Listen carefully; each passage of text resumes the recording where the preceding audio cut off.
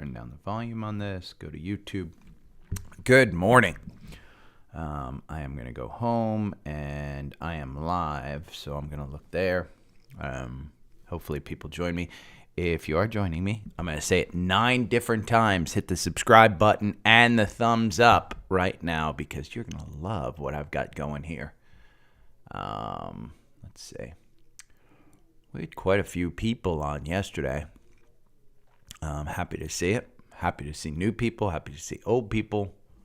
Getting my garage band all set up so I can record the podcast. I'm going to do scans for you live. We're going to... Good morning. Oh, is that my dog? Smash that like button like it's your vape. Hold on, I got to go shirtless.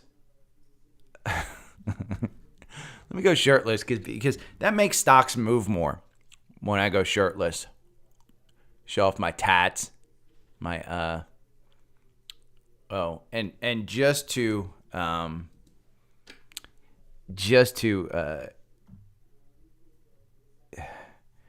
touch base with the millennials. I forgot where I was going. Oh man, hold on, I gotta get the. Boom. It's two-factor authentication day. 520. Don't ask me again on this device. I'm setting up Zephan, that's always the way. Hey, let's go short Tesla.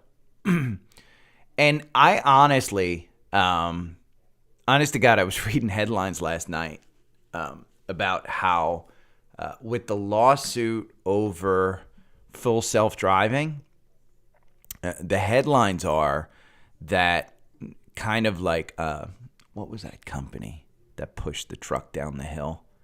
Kind of like them. I forget, it was a big meme company. I got to go get my water too, but kind of like them, they thought that Tesla had faked the full self-driving video, and because there was an engineer that said, yeah, we kind of preset that full self-driving video and had 3D mapped out, of course. It was all well known. Nikola, that's it. Ironically, I will tell you, this chief marketing officer of Nikola, and here again is for you diehards, chief marketing officer of Nikola is an ex-Earthlink employee, a guy I worked with pretty closely at Earthlink. So my Forrest Gump days continue on.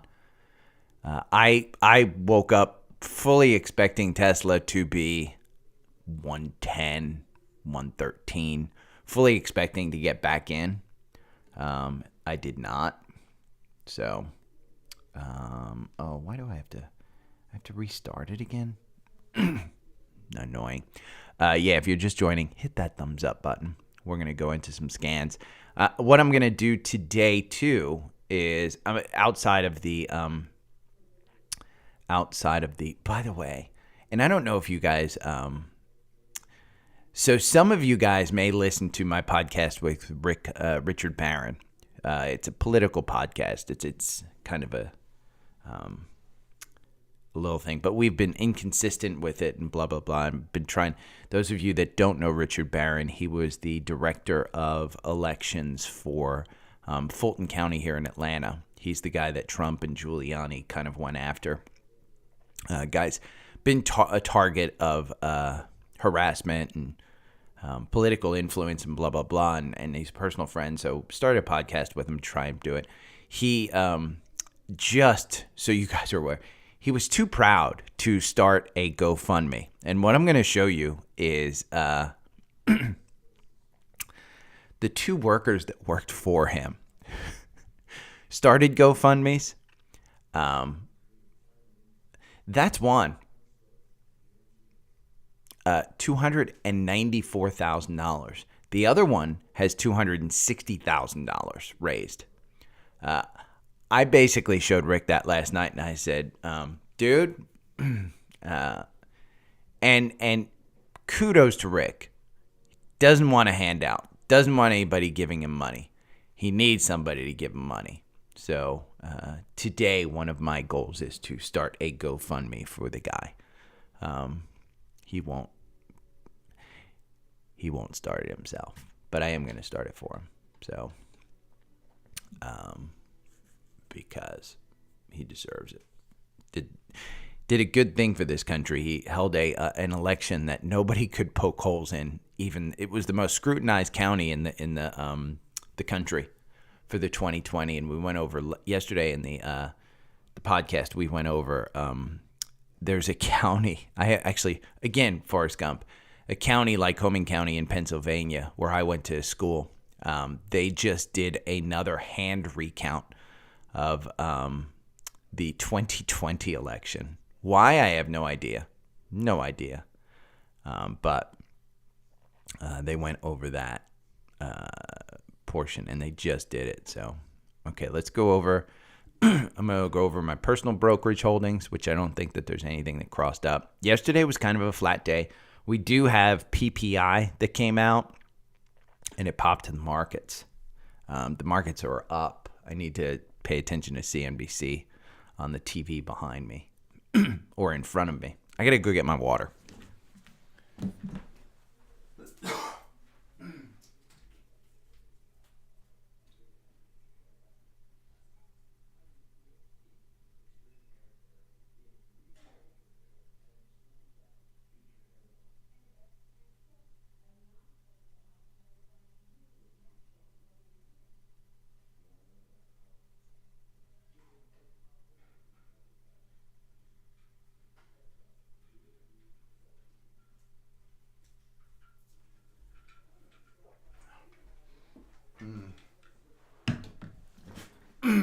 Okay. Let's look at some stocks. Brokerage holdings is not going through. Screw you. We're going to look at the core investment group watch list that I've set up. I need to set up the energy and the ETFs. I've actually found a new ETF that I think I might throw some money into. SDS. SDS shorts the... There's a triple level short. I think it's triple level short. Here's Finviz. And this is what I'm going to kind of go over is, okay, let's look at some companies. Exchange, market cap, earnings per growth per the past 5 years, over 15%. Price below the 20-day SMA. PE's under 10. Profitable PE going forward. Sales growth over the last 5 years, over 10%. Industry, I wanted to go into banks. Regional. Let's see. Yeah. So I know nothing about banks, regional banks. Nothing. I don't know anything. Some of these kind of come up as, hey, they're good. But what I really want to look at is, take a look at that. This is a, looks like a 3-month chart. Goes back to October. WTBA. This one, SI, Silvergate Capital Corporation. Look over to the right here. 25 million shares. 25 million shares volume. So let's take a look at SI on Active Trader Pro real quick. Let's see the volatility on SI. Silvergate Capital. 13 million over 10 days, 4 million over 90 days. It's trading at 1380. It's up huge. How is it trading up at 1380? From 1333. Look at this move yesterday. It was all the way up at 16. Okay, we got to open up a new one. We're going to look at this one, SI Silvergate. I'm going to move that over there. Okay, we're going to go back to Safari. Silvergate, PE is 3, doesn't have a dividend. Year to date, it's down 23%. January 9th, all of these took it down from $9 to $14. Stocks mixed ahead of closing, above 21,000. Let's look. It's in this morning's. Did I just back into some type of retail craziness here? Video transcripts. Oh, that's just a video transcript. I don't want that. Silvergate surges on earnings. Shows business. Whether FTX meltdown. It is a crypto. Kind of troughed out a little bit, and I don't really think there are any surprises. KBW analyst said in a phone interview, he pointed to Silvergate's $4.6 billion cash on hand. The business is intact and battled through a historic shock to its system with plenty of capital and liquid at hand. Wow, I just backed into this one. This is kind of crazy. Hold on, we're going to check this out. There's no scans in the core portfolio. We're going to put this into the algorithm strategy tester. Let's see if we had a cross up yesterday at all.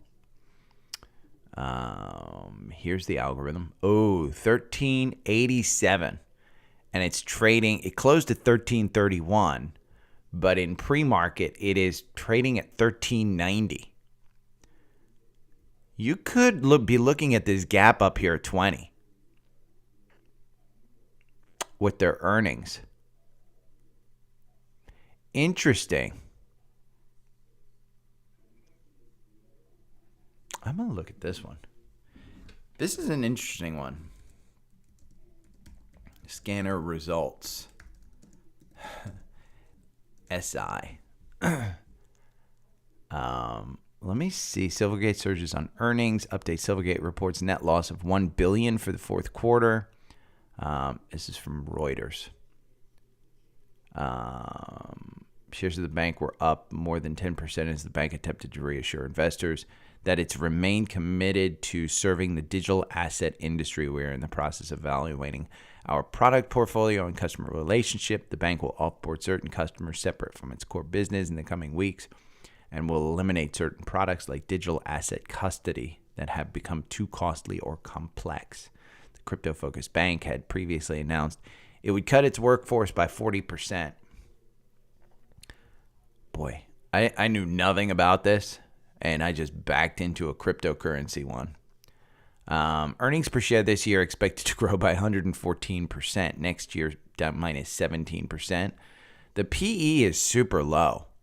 The 52-week range is $10 to $162. Imagine if you bought this at $162.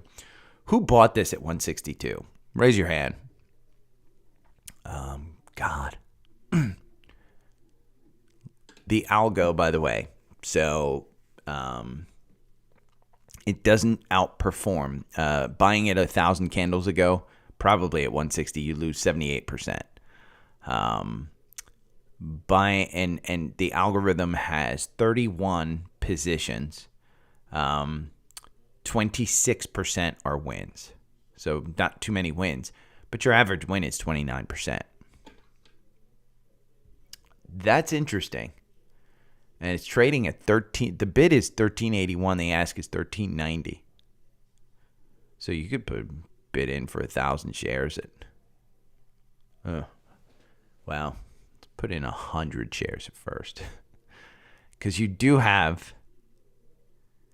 I mean, the VWAP just crashes from yesterday. Look at the VWAP. There's a good amount of people, it looks like, that bought it $14.90 to $15. And with good earnings. Are you getting dragged up there? It is a micro cap, so be well aware its market cap is only 422 million. But the amount of shares outstanding, 31 million. And what did you trade yesterday? You trade 25 million. Heavily traded. Boy, that's an interesting one. Okay, let's go back to the scanner. And I can't stay on that long today. I swear to God, I can't. I have stayed with you guys so long the past 2 days. I mean, each freaking live is like 2 hours long. Low-cost Vanguard, ETFs, nothing there. I know there was a spider sector. I think it's XLP, yes. This is the consumer staples. And you're in a ascending triangle pattern. That's interesting. Is it a secondary cross-up? Let's see. Boom, boom. Nope. So let's look up XLP. XLP components. So the top 10 holdings, Procter & Gamble, PepsiCo. Procter & Gamble reported too. I need to put that in my notes. PG earnings. That may be why it's up to Pepsi-Cola, Coca-Cola. I mean, God. You should own XLP. Honest to God, you should own XLP. And it's a good entry at 74. Yeah.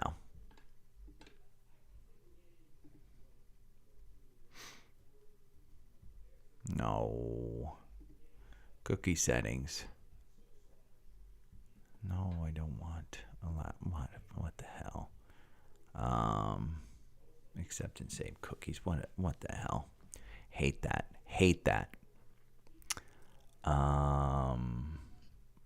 17 million assets under management, 74, 76. 0.10% gross expense. Not huge. Not horrible.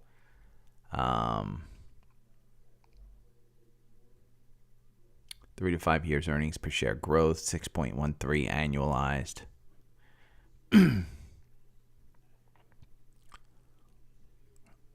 Not horrible. Not horrible at all. Index statistics. It's got a 30 fund distribution yield, 2.46, 2.59 index. So they take a little bit each time they throw it out there. So it's not at a... It's a 0.37 premium. But it was just 112. Last week it was minus. Could have gotten better last week, but oh well. I like it. I may put this one in. Like it. Okay. Let's go to... I want earnings whispers. And we'll look. Target misses more than expected. Ooh. Oh, that was Wednesday, November 16th.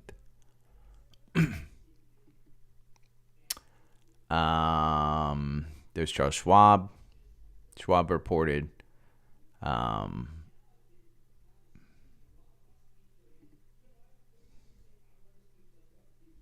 JB Hunt reported. I've traded JB Hunt before. Let's look at JB Hunt. JBH. Let's look at JBH. No, what is it? JBHT. Sorry. I was going to say.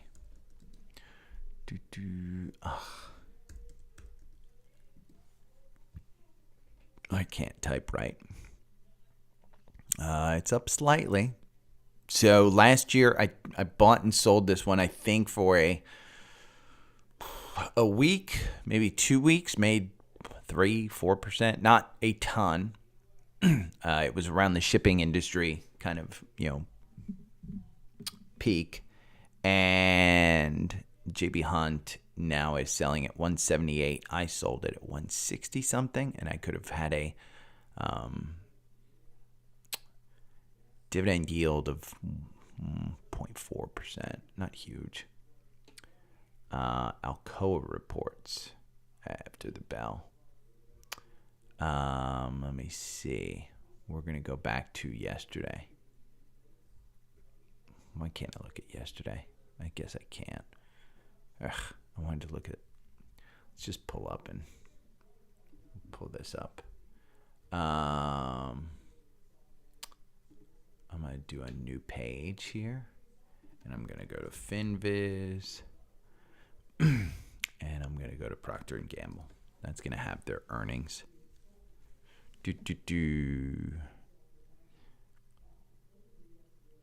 When is Procter & Gamble's earnings? Douche, Gary. Douche. Maybe I should be shirtless. Is it after the bell? January 19th. It's tomorrow pre-market. Okay.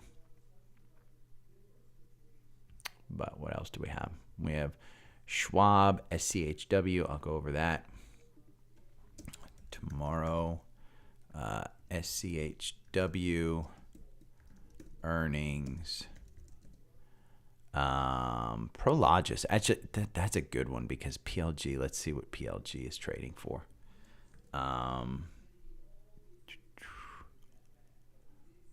No. Douche. PLD. Why am I doing G? PLD.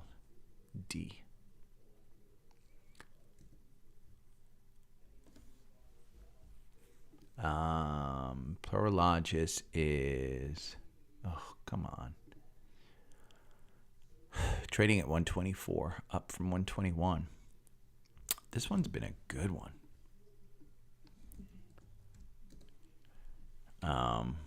Wow, ascending triangle in at 113 at the end of the year into earnings.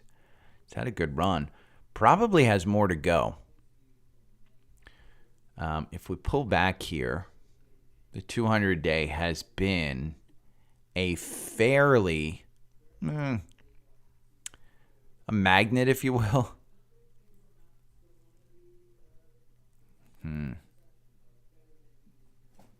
I like this one. Okay. We'll look at that one. Okay, let's continue on with our scans.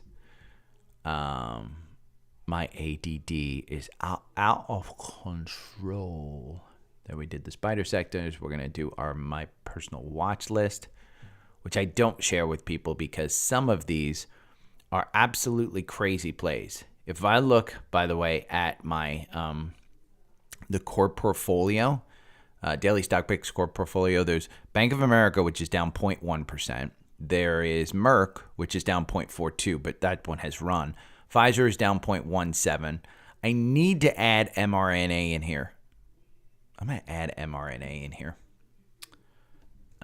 Because Moderna just came out with their first post-COVID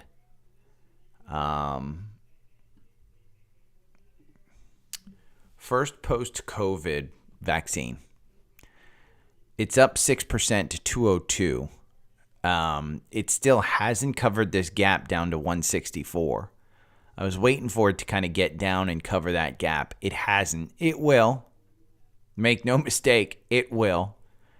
Short term, the volume shelf is building up in this area around 205, 206, building pretty solidly. If we pull it back here to the last earnings around August, you can see most people are holding up here, but there's a lot of people that bought here in the 130s. A lot of people bought in the 130s. Crazy to think if you bought in the 130s and you're at 200, 2-3 months ago.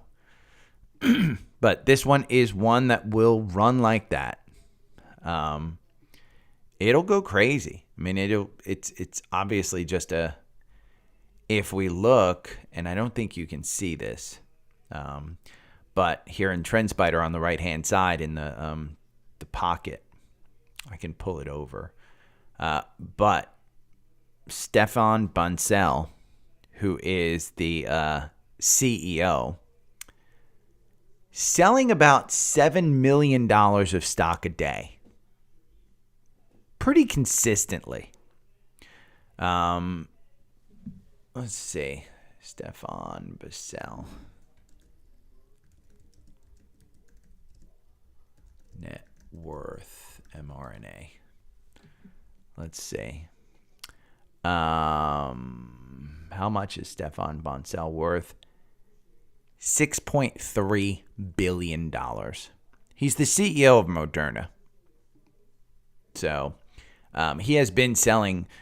If you had $6 billion and you're selling $7 million of stock, or 7 million per day,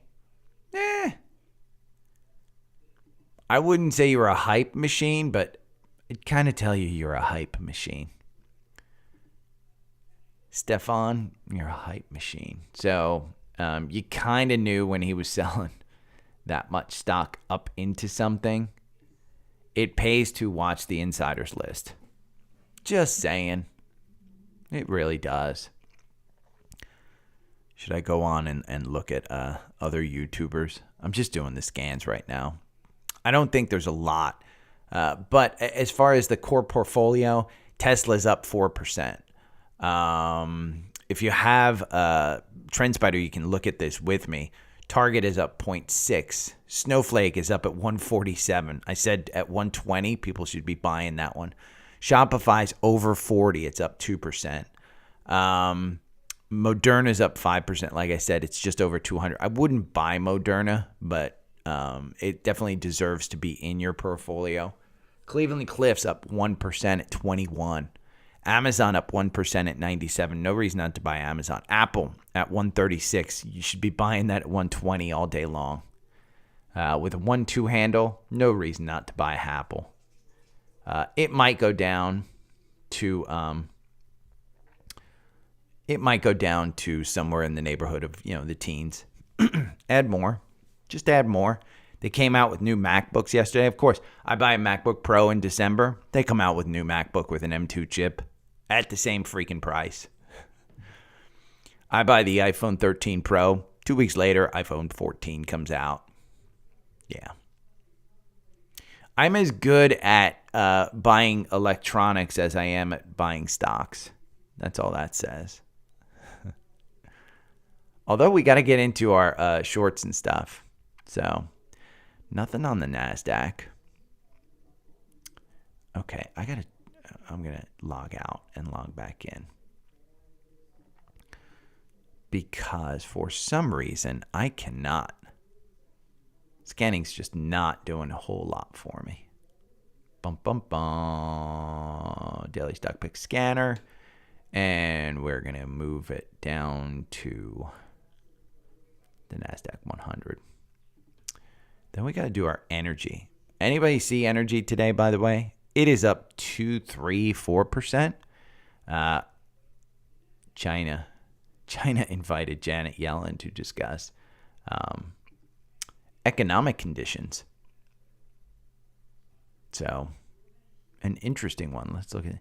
And I was noticing, I was doing scans last night, and I noticed there was just not a lot that had crossed up. The S&P 500 has some, KMB, which is Kimberly-Clark, which has their earnings coming up. And if Procter & Gamble, Procter & Gamble and Kimberly-Clark, they both kind of have this ascending triangle. But you got this gap down here, 128 to 129. Just worries me a little bit. This is the S&P 500. Nothing showed up in the S&P 100. Arch Capital Group, ACGL. That's a great freaking chart. Imagine, October buying this at 40 and you're at 60 today. Why wouldn't you be selling? Again, some of these are, not necessarily investments. They're trades. Okay, let's go to the energy market. Because energy was kind of flat yesterday. Nothing crazy. I wonder why Morgan Stanley didn't cross up. I need to look at that chart. Barnwell Industries is the only energy one that crossed up. I will not send you into this stock. There's another REI. Let's go into the strategy tester, and we're going to look at the algorithm. Let's look at, $2.73. It crossed up. That's just a BRN. Let's look at BRN.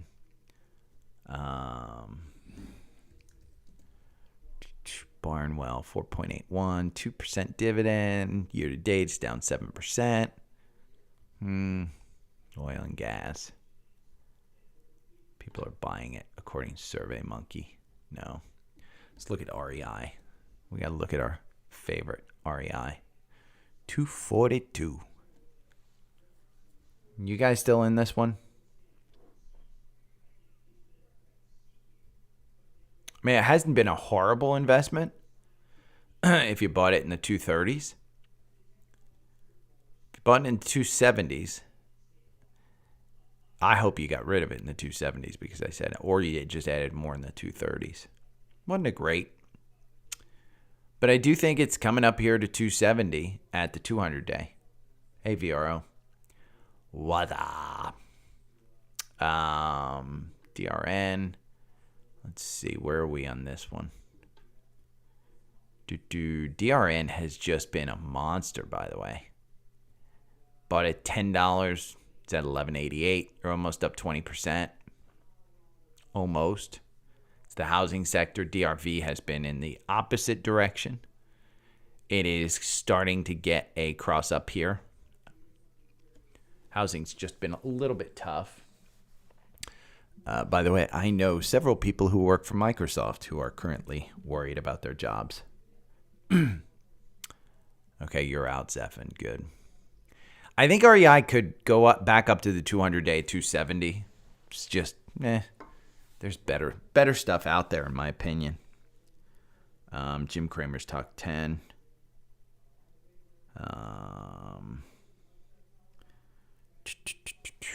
I'm looking at my... Morning, Dawson. Yes, I do my own taxes, but my tax situation is rather simple. I use TurboTax personally. I wonder if I can set up a, let me see, TurboTax affiliate.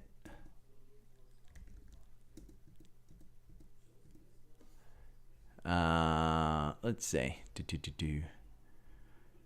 Get substantial commissions in just 4 quick months. Commission junction. Oh. I'm going to apply for that. Tax time is coming up. Guess who's going to be a sponsor of this podcast? Sponsored by TurboTax. Help your customers and employees file their taxes faster at no cost to you. Join the program. Our TurboTax import program allows you to your employees and customers to instantly import their data. Blah, blah, blah.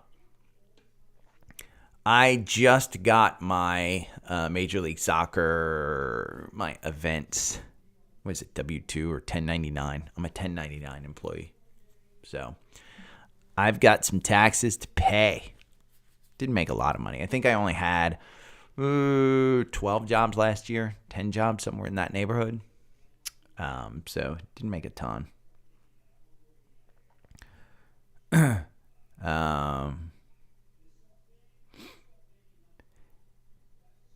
Yeah, well, that's why they want to hire more people, Zephin.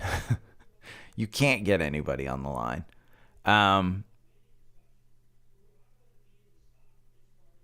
That's crazy that they're making you wait. Sometimes, I know my parents just got theirs from last year, I think last month or 2 months ago.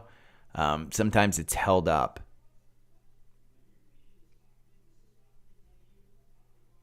Major League Soccer, VRO. I do events work for an ID company. And basically I get to schmooze with the media and the VIPs at events.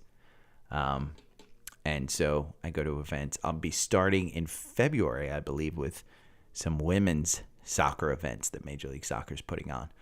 The big the big events that I do are Major League Soccer, Miss America. There she is. Several other events, but it's a good gig. I enjoy it. I have fun. Okay, let me look at my notes real quick. Oh, I want to pull up a CNBC. I'm going to do that TurboTax, by the way. You get ready, because your boy is going to be pimping out some TurboTax. I don't know how much I can get paid, but if I can get your money off, I'll get your money off. Commission junction and stuff like that. And the reason why, by the way, I'd sell you TurboTax is I personally use it. I like it. I think it's a decent value. I will tell you, with rather simple returns, if you can get a person to do your taxes for you at $250 or less, you are significantly better off than using H&R Block, using TurboTax, or anything of that sort. Don't nickel and dime with your taxes. Get somebody who knows what they're doing, but don't use somebody who's just going to throw your stuff into TurboTax either. Most of you guys should have significantly easy tax returns. Your taxes, from Fidelity, I know from Fidelity it just automatically downloads. I think I did in 2020, I think I did somewhere in the neighborhood of, I want to say 10,000, 11,000 trades. And to enter that in manually would have taken me forever. And part of the reason they give me TurboTax, I get TurboTax for free from Fidelity. But you have to be and it's crazy. And I say this all the time. The rich just get given stuff. You have to have a certain level of money in Fidelity for them to give it to you for free.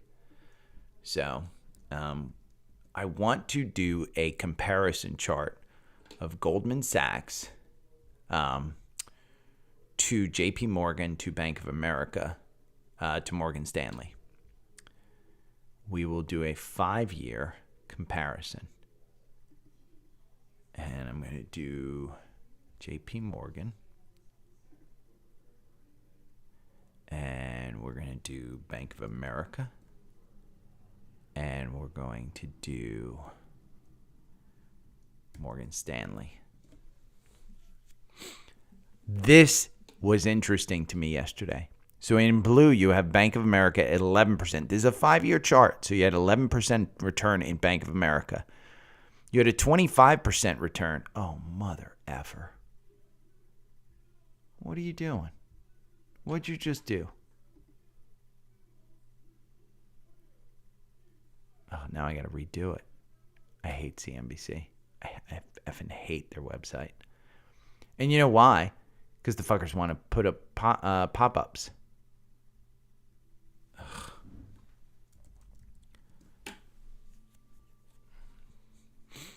They want to put up pop-ups. 100% they want to put up pop-ups.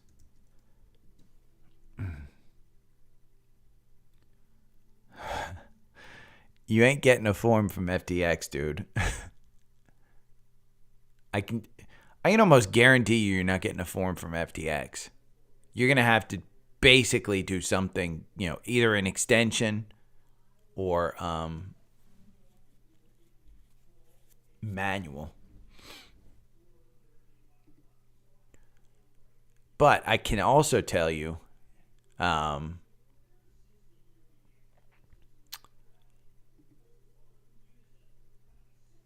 it ain't like the IRS is going to just, audit you automatically.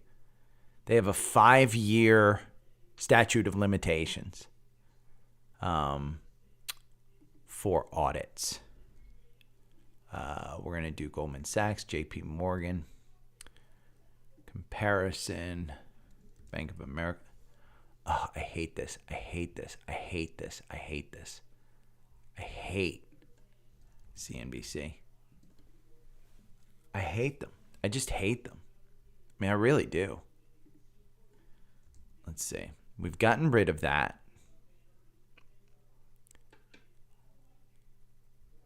But I think I can compare an yeah, it'll cause you more nightmares.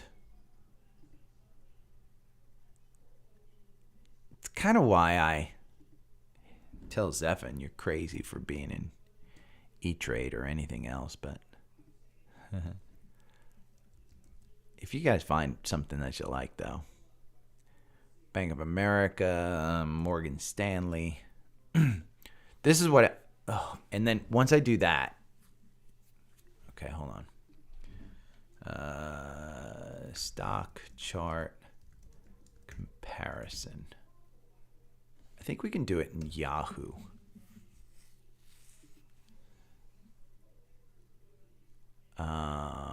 Interactive chart. There we go. Quote lookup. Goldman Sachs. Okay, and I can we're going to do a 5-year. And I think I can compare. Where's my comparison? There we go. We're going to do JP Morgan. Why not?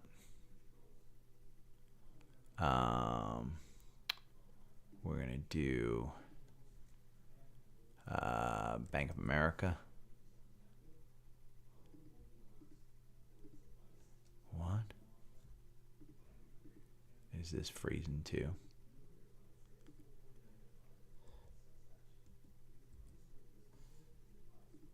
Is it not letting me do it? I think this one's not letting me do it either. Let's go to Google Finance. Bum, bum, bum, bum. Fannie Mae. I have traded that one before. I want to show this damn chart because, yeah, there we go. Okay. And we're going to, there should be a comparison here.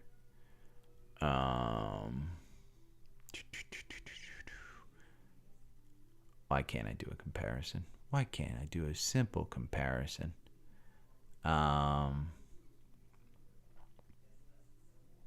Sure, Zephin. Let's look at BBB. Maybe let's look at BBBY. Because I'm sick of this freaking pop-up crap.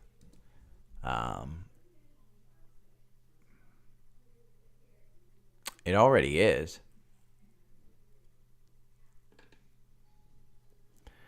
So yesterday, I may get into this one again. Going into the open is popping.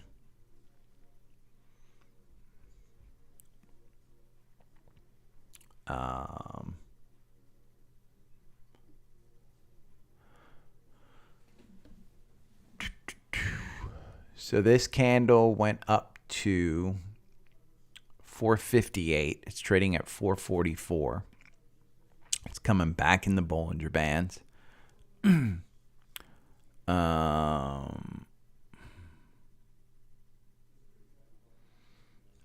VRO, man, I got Wells Fargo stock. No. I had my mortgage with Wells Fargo, but I don't anymore. Let's see. We're going to go back to Best Interactive Chalk Star.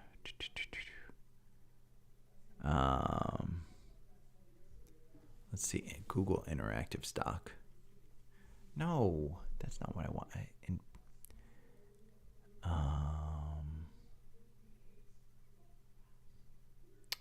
Man, Yahoo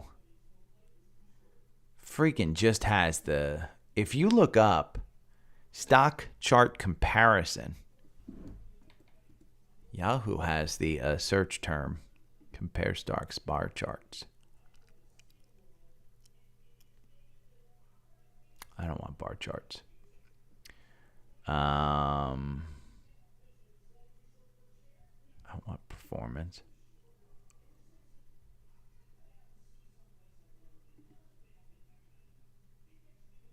There we go. Oh, I want 5 years though. Man.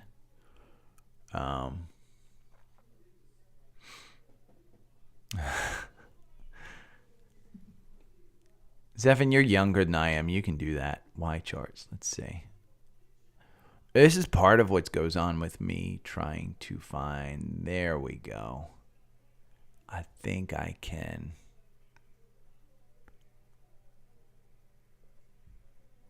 Let's look at a 5-year.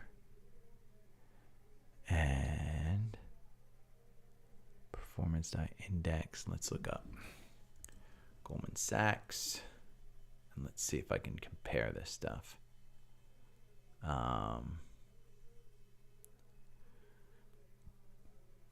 Let's see, 5-year.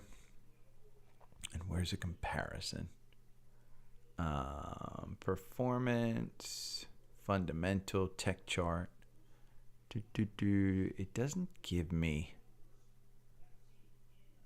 tools. Technical chart. Nah, fuck it. I'm not going to do it. I'm just going to say, look it up.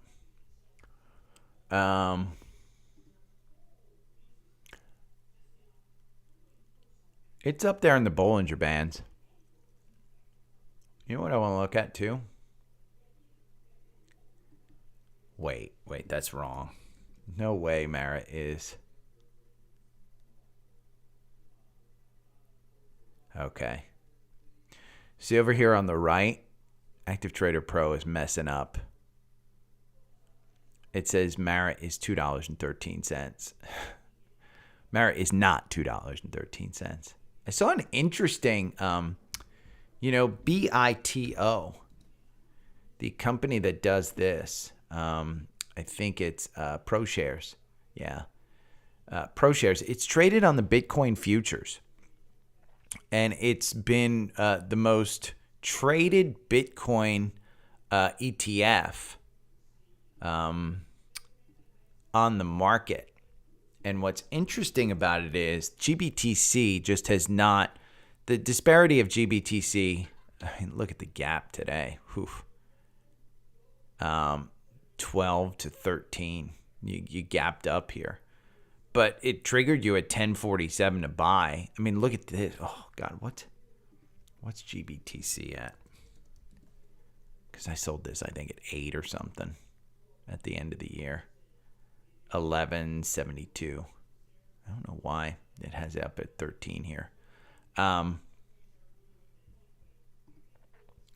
GBTC, yeah.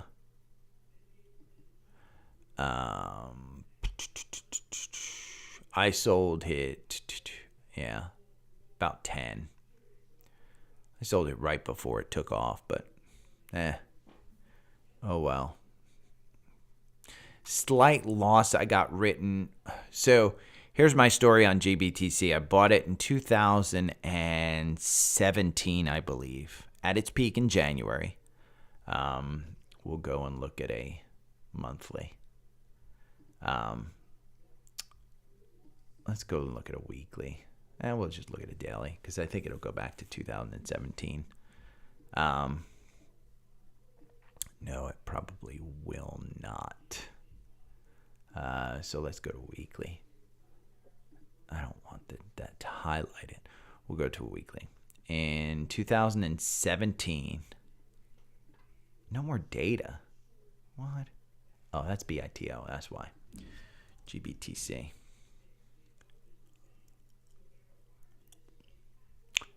Wow. Yeah. I knew I sold it around 8. Why was I looking at BITO? We're going to go to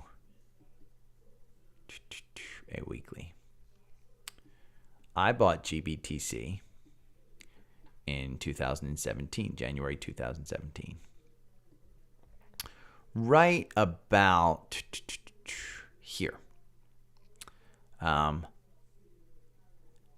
I enjoyed all of this run up. Okay. I'm sorry. I bought, this was January 2018. I enjoyed all of this run up. I started trading around July here, and I would trade it. And you can see, I mean, 8.24% in a week, 3.75 in a week, 31% in a week. November 27, 2017. I was in there. I was making 50% a day on some of this, 54% in a week. You know, and again, you go to the next week and it's a 31% week, 11%, 9%. Then, you know, I bought it probably around here. And I went through this entire downturn. And then up here, kind of, you know, just did it. Went through this, finally got to positive. And did I sell in March? No. Did I sell in November? No. I sold in December down here. So I think you're looking at GBTC trying to come back to this 16 to 19 mark. It's at 11 right now. My guess at GBTC, the problem with GBTC is it's running at a discount. Let me see if I can find it. GBTC to NAV. Let's see. So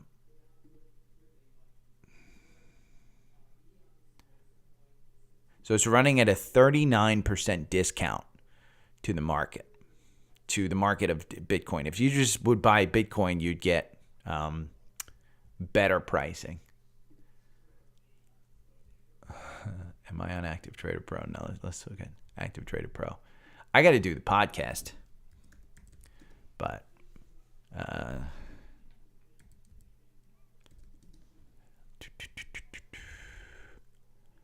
Carvana up 8%. That means BBBY is up a good point, 447. Let's see if Carvana has confirmation at all.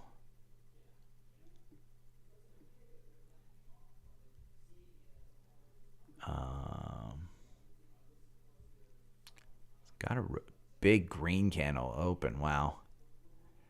817 was the high. 760 was the low. Big green candle. Let's see. Indices check on my phone. Let's look. Face ID. I'm up 0.68%. I'm beating the market again. Let's see. Let's see if it pulls up the right one. Look at Tesla. Up 2.48%.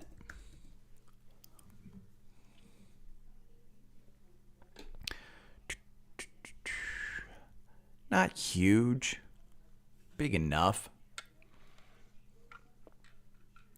But not huge. Okay, I'm going to be right back.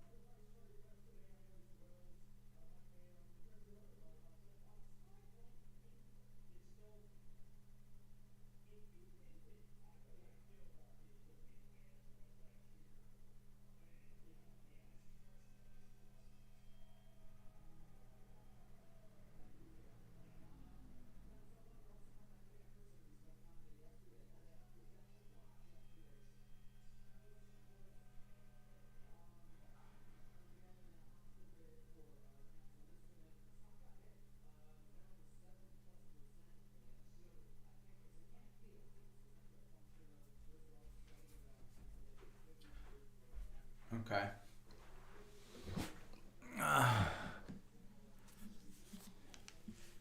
Wow. Look at that. Bed Bath & Beyond, the low, it got down to 426. And it's at 451. That's a 10% move in a candle. Hold on. Let's see. I can go to Safari View. We're going to pull up.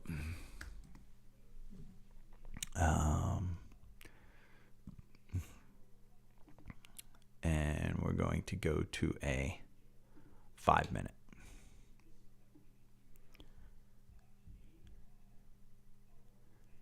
$1.79, 1.59. It just started a new 5 minute, 940. So this doesn't show it as extreme. Sometimes Active Trader Pro for some reason. But look, the volume's showing up. The volume's there at the open. That is the 930 candle. That's the open. But slowly, it's breaking down. I mean, from a Trendspider standpoint, if you're looking at a 5 minute, it's just breaking down. But boy, shit is really flying. The VIX is down at 19. The NASDAQ is up 0.64%. I don't trust this. Hold on. I'm going to restart Active Trader Pro. Yes, we'll save that layout. Okay, let me see if I have to force quit it. It doesn't say I have to force quit it, but it'll be interesting to see if it opens up. I want to see Boyle. Let's look at Boyle on a 5 minute. I typically don't use the lower than 4 hour or daily charts on Trendspider. But they're there. You can go down to a 1 minute chart on Boyle. Oh, Boyle opened up lower. And I don't show extended hours, but I could.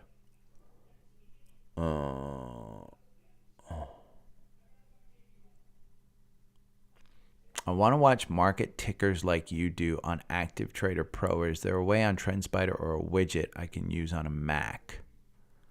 Hold on, let me sign in real quick. So do you mean like on the bottom of Active Trader Pro, the way I have it there? Oh, man. And it's whacking out again. Let me see if I log in, if it'll work.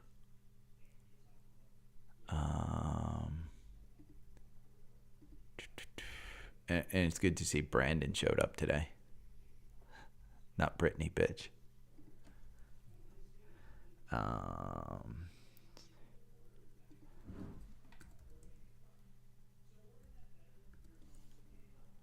Don't ask me again. Let's see if this... Ugh, what?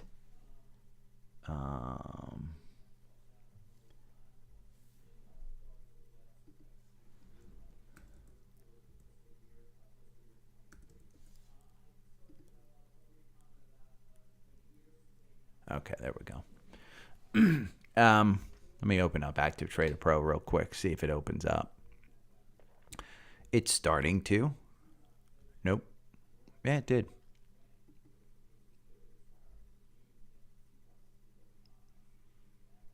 Oh, you mean in Active Trader Pro, the order window?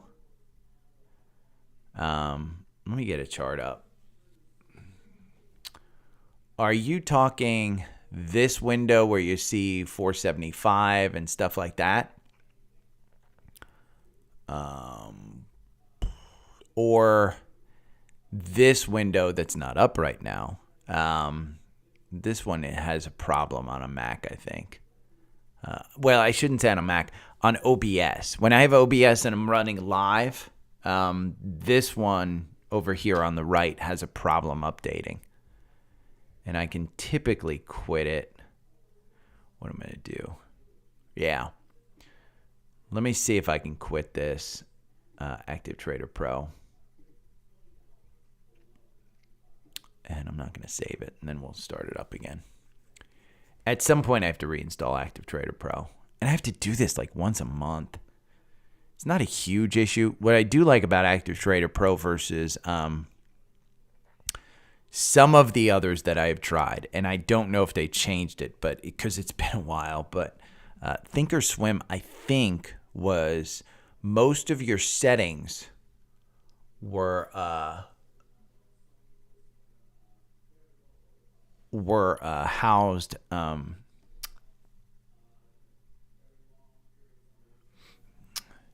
most of the settings were housed locally. Active Trader Pro, all your settings are in the cloud. So Fidelity has them. You can reset them. Let's see if this works or not. You can reset them, but then you lose everything. You have to set it up again. And it's super, super annoying. You can clear out all your save settings. Okay. This is how slow it is. So, and it's only on a Mac. If you got a PC, this stuff flies. It's because of the architecture of Active Trader Pro. They built it on a Windows platform. So essentially, here I run on a Windows shell. And it sounds complex, but it's really not. You just press Mac download and it downloads everything for you. So yeah, this one over here is a most actives and technicals and stuff like that. I forget how you set that up, but it's filters. And you drag it over and it sits in this sidebar. There should be a sidebar on there. And it's constantly moving. It should be updating real time. You can also get level 2 quotes in here. And there's a lot you can do with Active Trader Pro, which actually moves. And if I showed you, let's see. I got to get to... Let me try and do this. I try and show you the chart, but no, I guess it's not. It's not working. Down below, I have tickers and watch lists and stuff like that. But I expanded out just because the chart's what you want to see. Yeah, all of it's free. Yeah, Active Trader Pro is free. And if you call up their help desk, and I don't know if I'm special with Fidelity, because honest to God, at certain times I think I am. And that's part of the mystique of Fidelity. But, oh, look at that.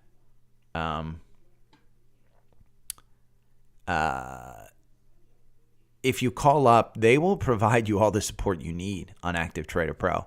They'll guide you. I mean, it's fantastic. I said, yeah, I had this window. Take a screenshot of this. And then you can, call Fidelity and say, hey, there's a filters. I don't know how to add it in Active Trader Pro. It's on the right-hand side, and it shows you the most actives. And essentially, if you just call them up and ask them that, they'll guide you through it. They have experts on the phone who kind of deal with Active Trader Pro all the time. And the technical support is phenomenal on Active Trader Pro. But yeah, I like Trendspider too. Let's look at Boyle. What's my boy Boyle doing? My boy Boyle. It's down 8%. God. Let's go back here and we'll look at the algorithm on Boyle. And I keep telling... I keep saying this. I know I keep saying it, and I sound like a broken record. But Boyle, even on the algorithm, doesn't have any confirmation whatsoever. Nothing.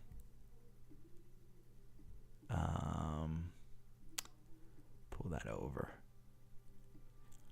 See how low it is? I mean, it hasn't had confirmation in weeks. It's got all these gaps. And it's got the buy long here at $14. Dove doesn't have an exit yet, but you're down at 10. Has a buy from January 9th at $14. I kind of said I don't believe it. At some point in time, I think, I shouldn't even say that. Here, see, so you pull this back. Let's pull it back where it was $193. September 14th, okay? Over on the right here, these shades, those are volume shelves. So that's where people are holding this. There are 74 million shares, between 35 and 36. There are, God, it doesn't even tell me the number, but there's some people holding here at 50. There's some people holding here at 60. These are retail traders. You pull this a little closer to its recent highs, right over here to November, where it was selling at 43. You got even more people down here. This is why I say don't hold this thing, because real people who are trading this, they don't hold it. They buy it in this range. It's a swing trade. So, okay, what am I going to go over?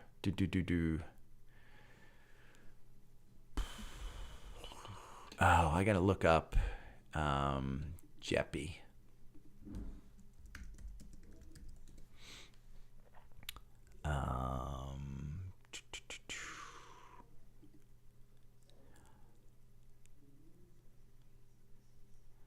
The way JEPI is set up,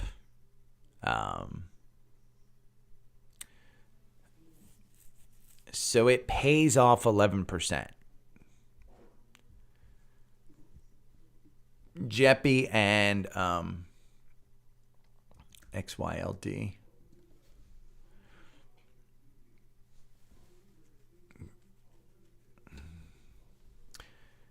It's kind of crazy because, well,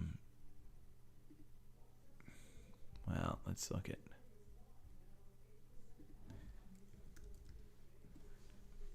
This has a yield of 13%, and it's up 2% year to date. But you look at last year, and at this time last year it was selling at 49. It's at 40, but it paid 11% or 13%. You're just losing your money. It's a covered call strategy on the S&P.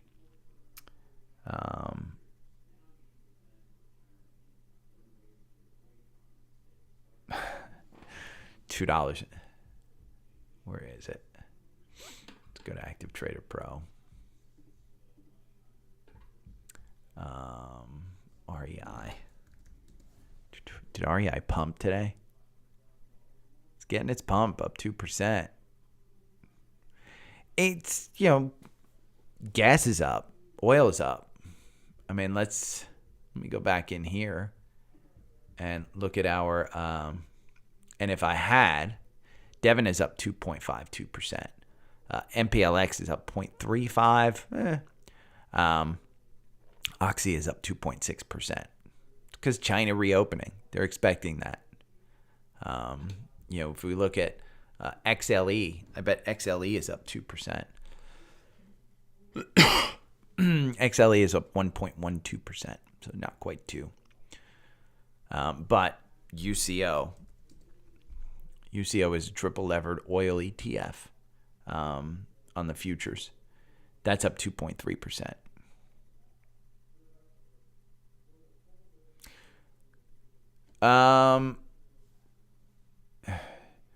So Brandon, if you go over to click in the upper right, they might have forced you into the beta experience on the mobile.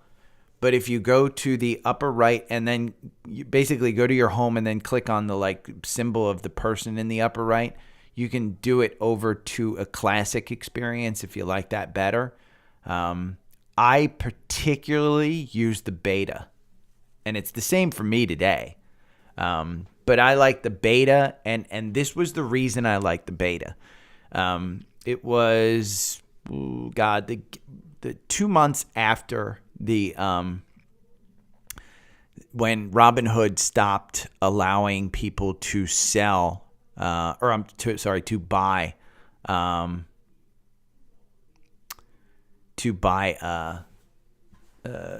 GameStop, and people started switching brokerage houses pretty damn quick, and so Fidelity was a beneficiary of that, a big beneficiary. I think somebody within Fidelity told me that within 3-4 weeks they had about 2 or 3 million new subscribers who had moved money over, and they had started a Reddit group about how Fidelity could better their app.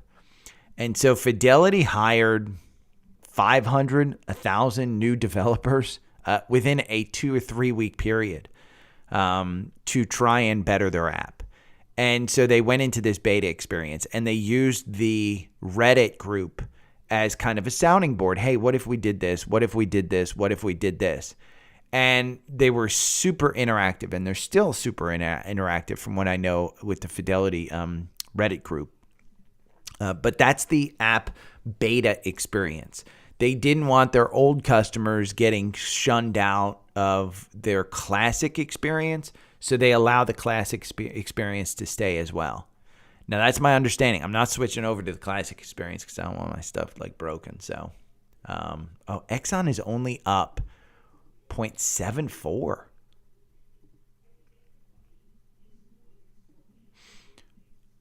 It's touching.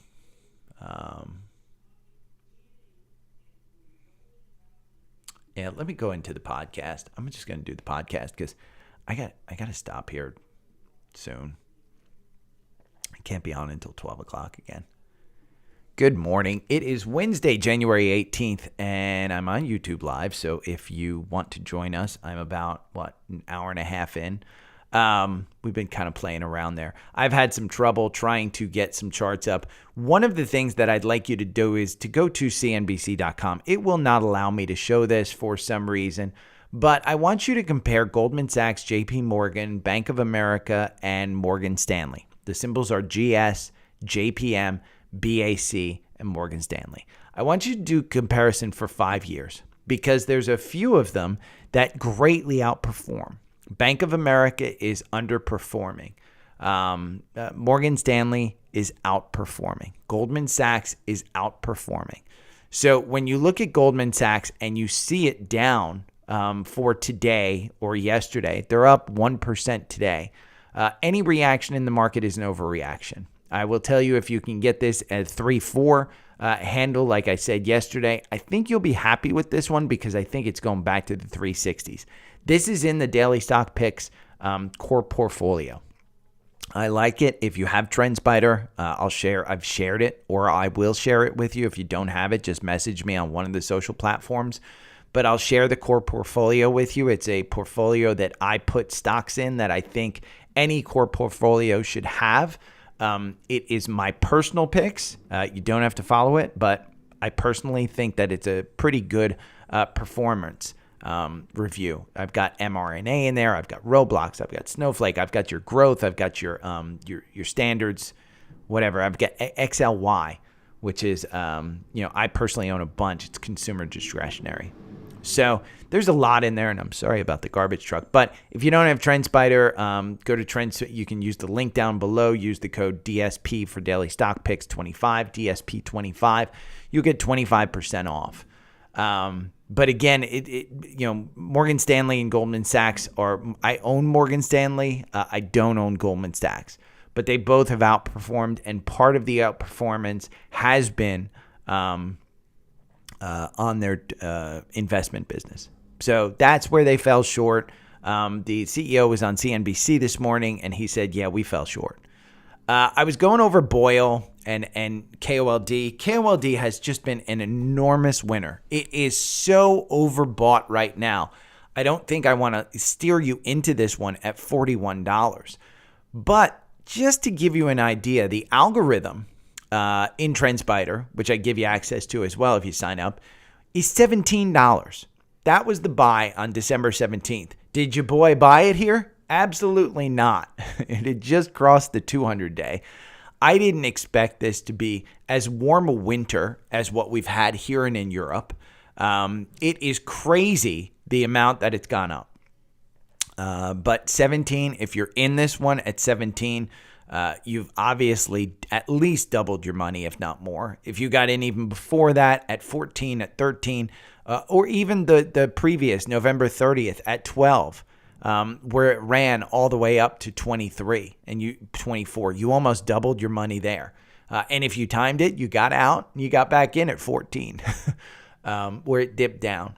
There are so many gaps under here that Boyle will be a buy at some point. But like we've talked about on the weekly chart, if you go back and you look, Boyle should be a $5 to $7 stock.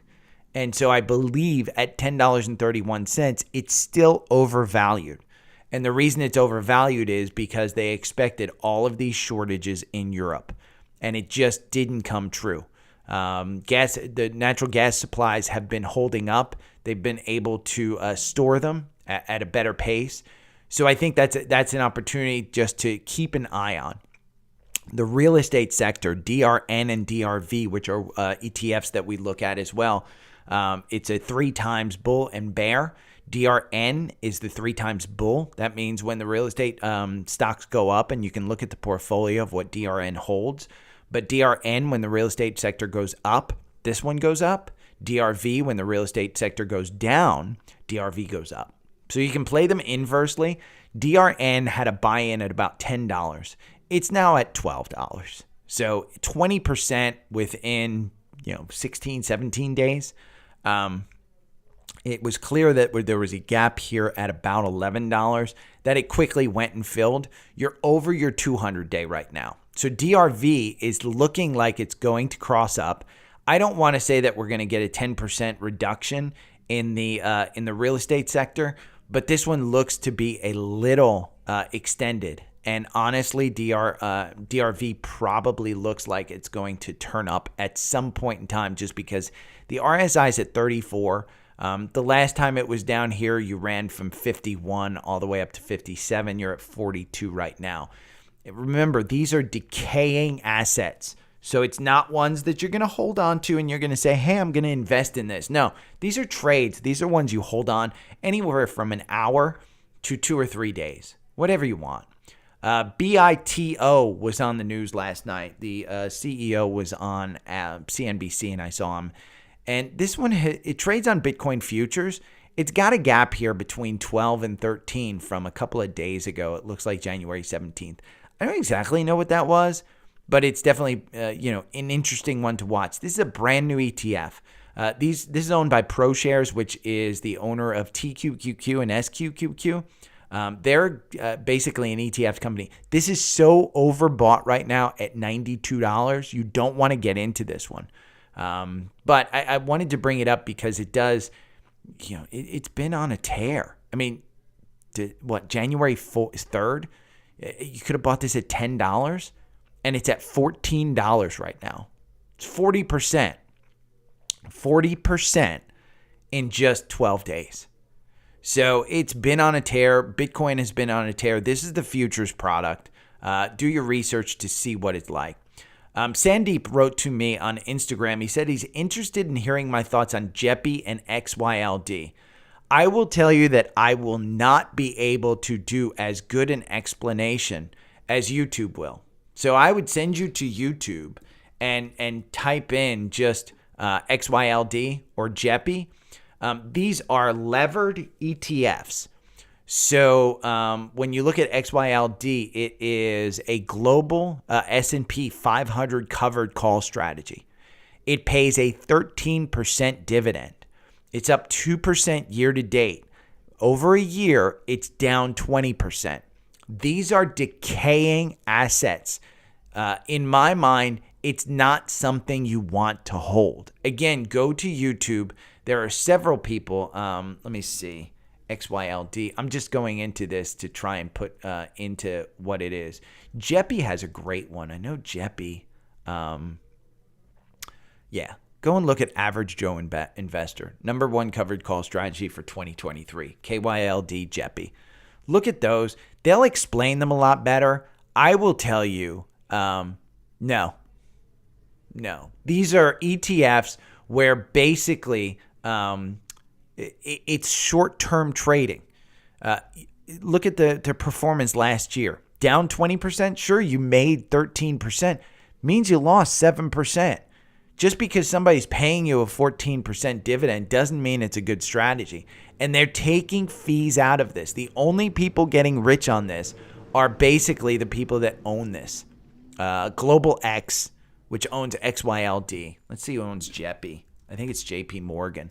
JP Morgan Equity Premium Income pays an 11% dividend. It's down 11% year to date over 1 year. It's up 2% year to date. you'll just lose your money in this. I don't believe in these whatsoever. There's a lot of YouTubers that do your research and understand. Look at their performance on charts. They are essentially decaying assets.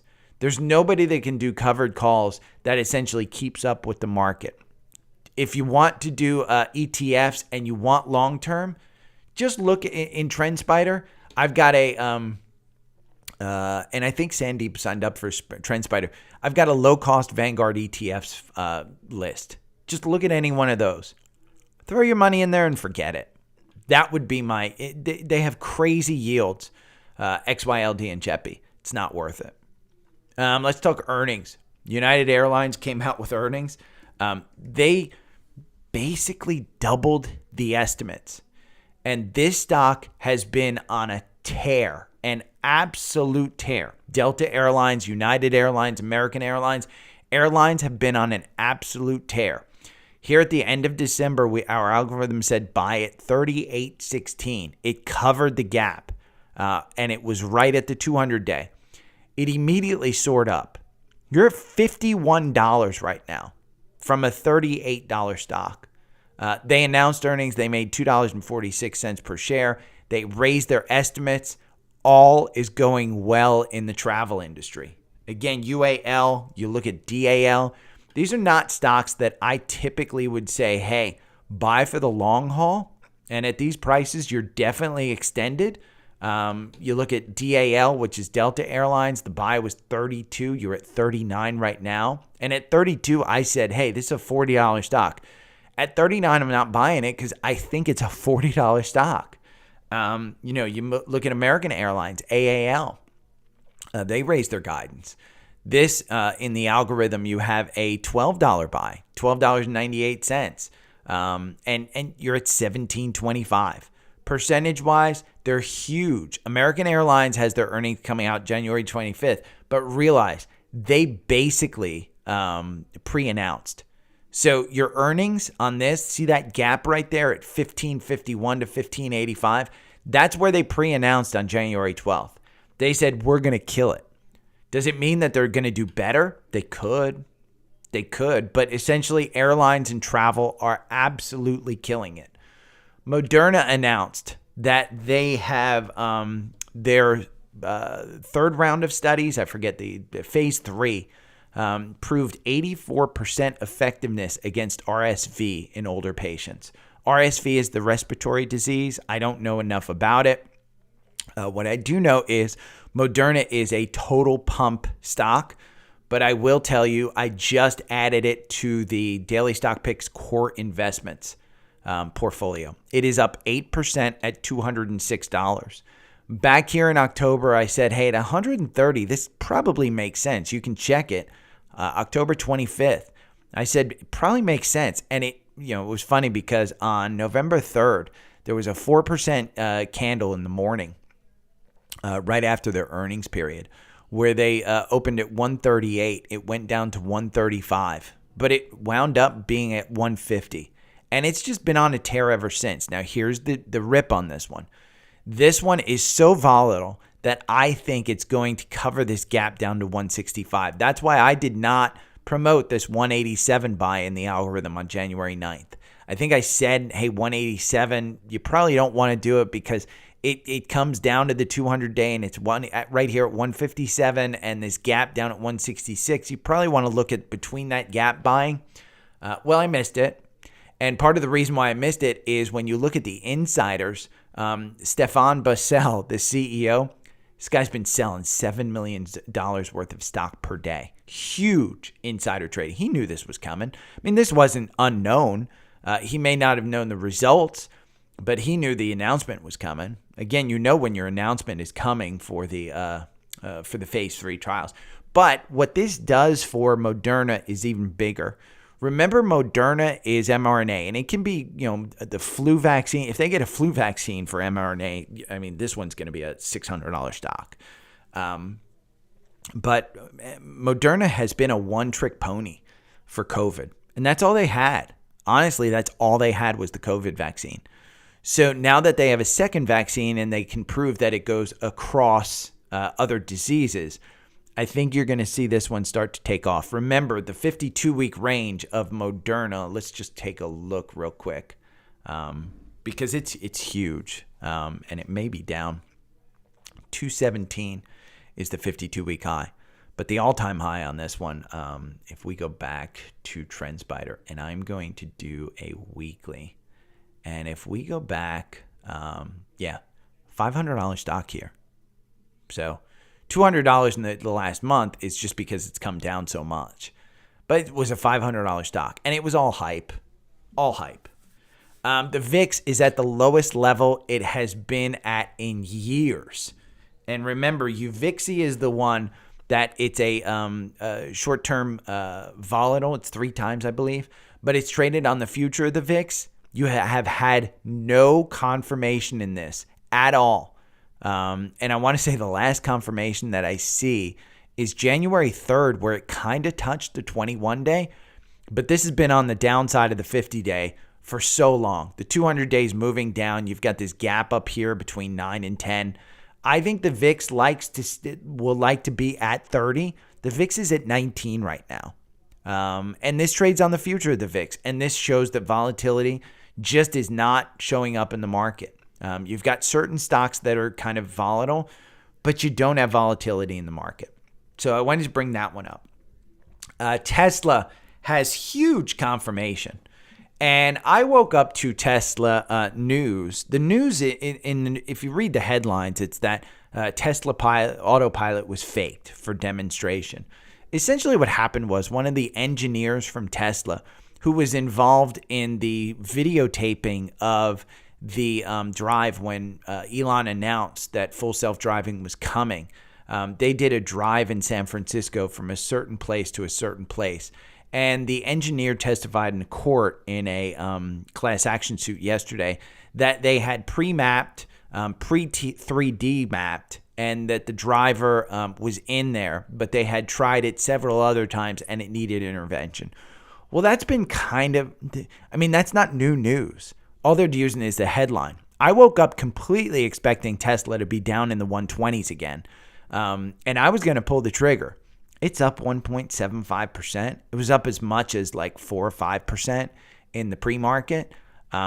It does have confirmation. Yesterday's candles, you wound up above the 9-day, above the 21-day.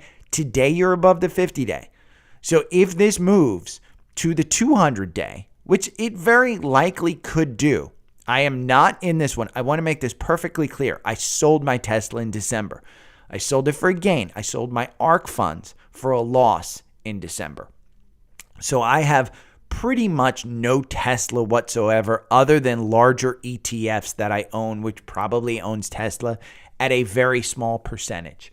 But I do not own Tesla. But that 9-day crossing up, that MACD crossing up, the RSI at 60, and the earnings coming up on January 25th, that's huge. All of his price cuts, all of the inventory levels, you can clearly see what he's doing with Tesla is working. When he announces that he's got a new CEO for Twitter and he's back at Tesla, you'll be shocked at how much this stock moves.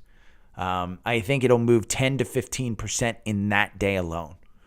So while I don't think that, hey, it's a great buy now, because I do think that we have 87, I think is the gap on the daily.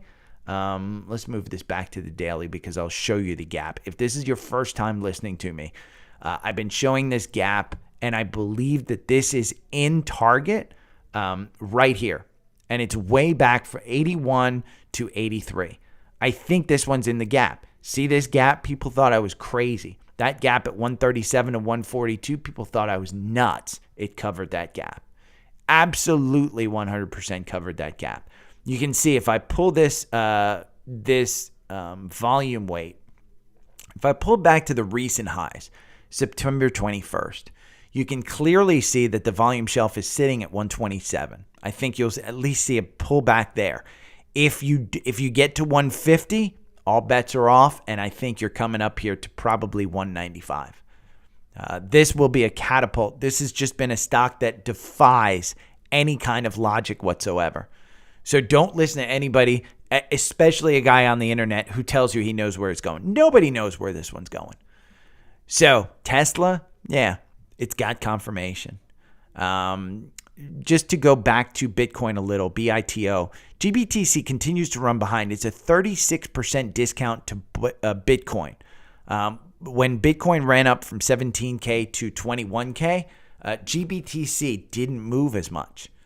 So you're looking at a broken kind of trading thing. I would stay away from the Grayscale Bitcoin Trust, even though the algorithm has killed it. I mean, the algorithm December 30th said buy at 779, and you're at 1185 right now. It's moved up, but you're still at a discount. I think that it's broken. BITO, I think, is your better bet. That trades on the futures of Bitcoin. Do your research, understand what you're trading. Like I said, Morgan Stanley had a remarkable quarter. Goldman Sachs is looking to going back to 300, I believe. If we look at the Goldman Sachs, I said, hey, look at the 5-year chart of Goldman Sachs, Morgan Stanley, JP Morgan, and Bank of America. You'll see some interesting things. Again, a 5-year chart. If you can pull that up on CNBC just to compare, or if you have a comparison website, take a look at that. It's interesting. The Goldman Sachs right now, the 200-day is 342. Your 50 days moving down. It's getting some support. It's getting some bounce back today. I wouldn't buy this one right now. The algorithm has a buy-in here at 346, and that's from December 23rd. Your RSI moved down really quickly. Your MACD is moving down. It hasn't crossed over this morning, it looks like. But in my algorithm, I do have some moving average calculations. So it hasn't gotten you out of this 346 trade, even though you're trading at 354. We do see the button hook and the high at 373 here might have been, again, take your 10% and get out. That's kind of always been my guidance, is when you see the button hook and you see that 10%, it's time to get out. But I would kind of look at it a little bit. Weekly stock pick. I wanted to talk about his weekly second week in a row. He picked Caterpillar, and I forgot to bring it up yesterday. And I think a few people asked me, hey, should I hold on to Caterpillar from last week because he's usually sells out. So Weekly Stock Picks has his own algorithm. Remember, there's different algorithms and different things. His algorithm, if you go to his Twitter and you look at his Substack, you can read about his algorithm. He's out there he doesn't tell you the details of it, but he tells you it's an algorithm on the Dow 30 that basically uses momentum to try and pick a stock for that week that will be up. Caterpillar, it was up last week. Just so you know, Weekly Stock Pick, year to date, he's up 8% on his weekly picks. So if you bought on Monday, sold on Friday, just following Weekly Stock Pick, you're up 8%. Pretty good return. You can look at his returns on his website, on his if you just go to his Substack or his Twitter. Again, Weekly Stock Pick. You can look him up. Let's see on Twitter. I'll pull it up. If I go to Twitter and I just type in the search, yeah,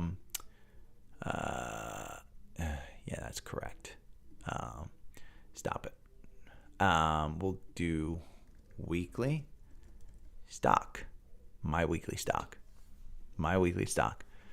And he's got his Substack right here. You can read about his approach, blah, blah, blah. But yeah, here's this earnings watch list too for this week. So I enjoy his newsletter. I think he's one of the best. Honestly, he's got a great one. Doesn't hurt to sign up. Get it in your inbox every weekend. Set you up for the week. And on Monday, he tells you what his weekly stock pick is. It's all free. I found a new triple levered ETF that I like. And the reason I like it is because it shorts the S&P. And if you look at this one, recently, the S&P has been on a run. The S&P is at, right now, 4,000. Just crossed 4,000. Hasn't closed above 4,000, but it just crossed 4,000. You're on the downside here. You don't have confirmation on this SDS, Sam. But you do have a button hook on the MACD. And I think that the S&P has been on a run, and I think you're getting to a point where you may start to cover this gap up here. And so SDS might be one that I'd look at trying to cover the gap that's left between 47 and 48. and you're trading at 42. So it might be an opportunity to try and get a swing trade, maybe protect some of your downside in your portfolio and your long-term portfolio. So PPI came out. It was down, indicating inflation is easing. I like that one. Earnings. Let's talk about earnings. We talked about Schwab having earnings. SCHW, and they came out with their earnings, I think this morning. Stock is down at 79.88. You had a buy in the algorithm on December 20th at 79.95. It went all the way up to 85. So you didn't quite get 10% out of this before earnings, but before earnings, you clearly saw it was coming down. There was a 13% buy. The algorithm makes you 28% in this stock. Buying and holding makes you 43%. There were 29 positions in the 1,000 candles. And again, that performance is based on 1,000 candles because the algorithm is a 4-hour candle. You have 2 candles per day. So it's 500 trading days. But the average win is 9.2%. So if you can pick one of these wins, you're getting 9%. That's your target. Is if I get 9% out of this, I'm selling. Again, the algorithm kind of presents you, okay, I'm going to look at this and take emotion out of the trade. So Schwab was a good one. Procter & Gamble coming up with earnings tomorrow. Again, this is from my weekly stock. He presented, let's see, Procter & Gamble, Morgan Stanley, Schwab, Netflix, which is tomorrow after the market closed. Schwab is before the market close today, before the market. That's why Goldman Sachs is already done. So the only one that we really have left is Netflix. I'm sorry, and January tomorrow is Procter & Gamble. Procter & Gamble, you have this descending triangle. You have this buy at 153 that ironically it got you out a couple of days later. You're trading at 148. This one has been on a run. And if we look at Procter & Gamble here, the PE is a little bit expensive at 26.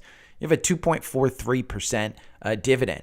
52-week range, you're 10% below your high of 165, which was just hit. God, looks like May of last year. So you're down below that, but again, performance for 1 year you're down 5%. Performance year to date you're down 0.74. It does look like there's a couple of tops here in December and January where it's putting in clear resistance at about 155. And the algorithm had you buy in at 153. You do have this ascending triangle, which has been broken. So I don't know if you want to buy this one going into earnings. The RSI is at 38. This could pop. I mean, if they have a crazy earnings like they did last time, look at that, $1.57 last time in earnings in October, and the stock was at 124, and it just came off that slide. So I don't know what it's going to do, but it's above the 200-day. I think if they put up decent earnings, you're looking at it pulling back to the 200-day at 140. I think if they do killer earnings, I think you're going back to the 52-week high at 165. Probably not worth the risk. But there's a long-term, if you want Procter & Gamble in your portfolio for a long-term, that's a good one. I used Finviz, and I realized some people don't want to pay for Trendspider, and I completely respect that. Trendspider is for your trading. So how can you find stocks without the Trendspider screener that I have? Well, you can go to Finviz. Finviz.com is completely free. So I know nothing about regional banks. And so I wanted to find some regional banks, and I actually found something interesting. But here is a regional bank, and I said, I want something that earnings per share over the past 5 years is up over 15%. I want the price below the SMA. The SMA is the simple moving average, 20-day SMA. I want the PE under 10. I want the forward PE to be profitable. I want sales growth over 10% for the past 5 years. And I want the industry as a regional bank. And I came up with all of these banks. Now, what I did was I went over here to the right and I said, let's look at the volume. And I found an interesting one, Silvergate Capital Corporation, SI. And so I went into Finviz and I typed SI and I said, boy, let me find out a little bit about this. And the chart looks ugly. It's up here at 154 back in April of last year. It's all the way down to 1371. It's a financial institution. It's got no dividend. PE is at 3. Earnings per share this year expected to grow 114%. Next year, it's supposed to, over the next year, it's supposed to go down 17%. That's why you're seeing this slide. Year to date, you're down 23%. Your 52-week range is between $10 and $162. You're trading at 13 today. So I scroll down and I look at January 9th, January 6th, January 6th, all these downgrades. And it's from $15 down to $9, $30 down to $14. They're cutting their thing. So I looked. Coinbase is a crypto bank. And it's interesting. It was caught up in the FTX catastrophe. And so you can read some of these articles on Silvergate about their earnings. And they reported a $1 billion loss for the period. And they're trying to tell investors, hey, we've got enough cash on hand that we're not going anywhere. Its book value is $12.93. The old book value was $42.06. So its current book value is $12.93. It's now trading. Let's look at SI because it popped today based on these earnings and telling people that, hey, yeah, we're fine. SI is at $13.35. In pre-market, it went all the way up to ironically, it went all the way up to $14.17 here at $9.55. Here, let me move over to Active Trader Pro so you can see the live. I mean, it's tanking. It's tanking again. It seems that the market just doesn't want to know anything about it. 10-day volume, 13 million. 90-day volume, 4.2 million. Here's what, again, a lot of people listen to me and don't necessarily trade the stock. They trade options. If you know how to trade options and you want to buy some puts on this one, I don't think you're out of line. Honestly, it's probably not a bad idea. It's an interesting play. I don't think it has any value in your portfolio right now. But one of the things that I wanted to point out, and again, this is about your process. If you don't want to buy Trendspider and you don't want to use a market scanner in Trendspider, you can use Finviz. Finviz has all of these technical portions and all of the scanners that you can use. Try and find a stock that's your opportunity. Again, I'm just giving you a what if. I used Finviz even with my Trendspider. So it's something that I want to give you ideas. If you're not, again, it's not that you're not willing to pay for Trendspider. Trendspider just might not offer you the value because it is expensive. And if you're not trading and you just want to find something and you've got the day off and you just want to find something, use a Finviz screener. Try and find something that's undervalued, that's got a large amount of volume. I'm not going to teach you how to do it. You have to learn how to do it. I'm not going to handhold you. But I'm telling you, it's there. Finviz is there. So let's take a look at scan. And there was only one scan that I thought that was worthwhile. And it's Consumer Staples, XLP. And if we go in and I'm going to type in, let's see, XLP components. XLP is a spider sector fund. And look at the top 10 holdings. Procter & Gamble, PepsiCo, Coca-Cola, Costco, Mondelez, Walmart, Philip Morris, which I could do without, but it's there. Altria, again, I could do without, but it's there. Those are the top 10 holdings. And XLP had a cross up here, $74.77. It's trading at $74. It's crossed down. I would say the floor on this one is probably at the 200-day, which is at 72. It doesn't have confirmation. You've got an ascending triangle. You're coming off a 10% gain here at 76.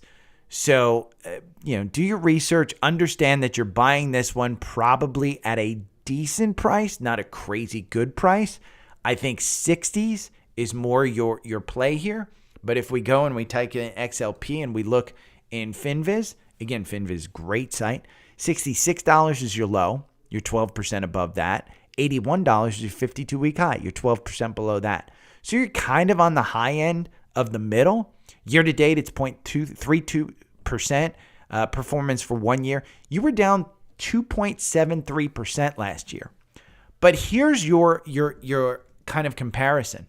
SPY over 1 year was down 14%. XLP down 2%. So you're beating SPY. That's why some of these sector spiders are actually good. They don't provide you the 10 and 15 and 20% pop, but they'll provide you a pretty good investment. And the reason why I include these in the scans is because if you want to trade Procter & Gamble, it's in the middle of its range because it's the number one holding in XLP. So sometimes you can find some benefits there. But yeah, it's the show for today. I gave you some great tools, great ideas.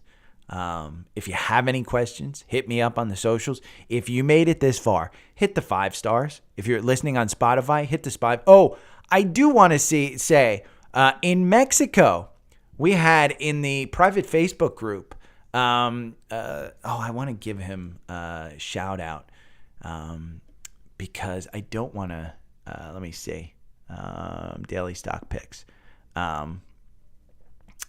There's a private Facebook group. If you don't know, or if you're not a member, it's free to join. I don't charge anything for any of this, but you can just go to the link tree that's down below in the tab, and you can find the Facebook logo right below the header, and you can look at that, and you can say, just click on the Facebook thing and just join. It's free. There's no problem. Let me scroll through the 9 million Tom posts that I have on here, because somebody posted about it was, I posted last night. Miguel, just to let you know, in my town, Puebla, Mexico, your podcast is sponsored by Mercado Libre. And I think Mercado Libre, let me look. Melly. We've had a request on this one before.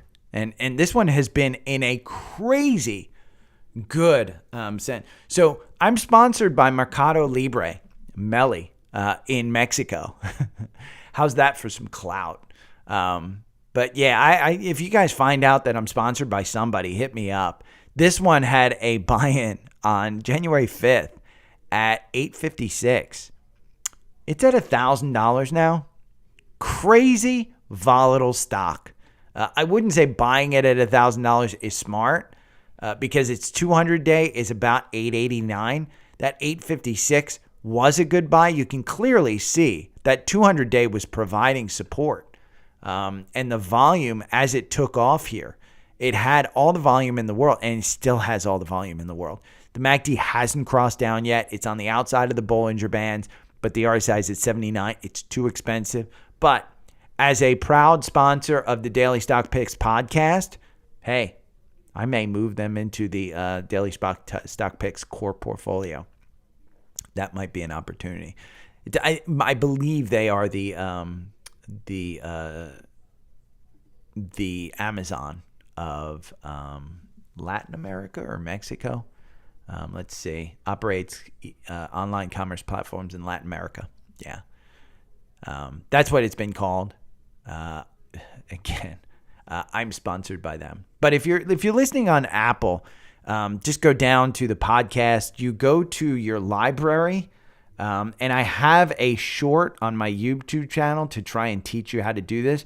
But you go to library, and then you find my show, and it'll list all of the episodes, and just scroll down and hit the 5 stars and put in a little review. And if you do a shout out, I'll do a shout out for you. I mean, there's only 9 ratings in there now, but I think for some reason it might be more. I just don't get an update. But again, thanks for listening. I appreciate you guys. If there's anything you want me to go over, anything you want me to look at, give me a shout out and just let me know. Join the Facebook group. Follow me on Twitter. I'm on Instagram. So I'm going to try and do more shorts. But again, if you have any questions, just hit me up. Thanks, guys. Export song to disk. Okay, by the way, Tom posts a lot. Holy shit. Tom needs his own podcast. Let me see where Bed Bath & Beyond went. Wow, this one just tanked. The market does not like the explanation from Silvergate Capital.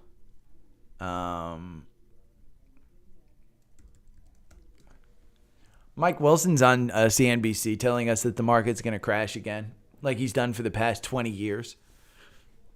And all of a sudden he's right, so they have him on more. Bed Bath & Beyond 447. It's right at the VWAP. Oh, it's just 483. Okay, let me get over here. I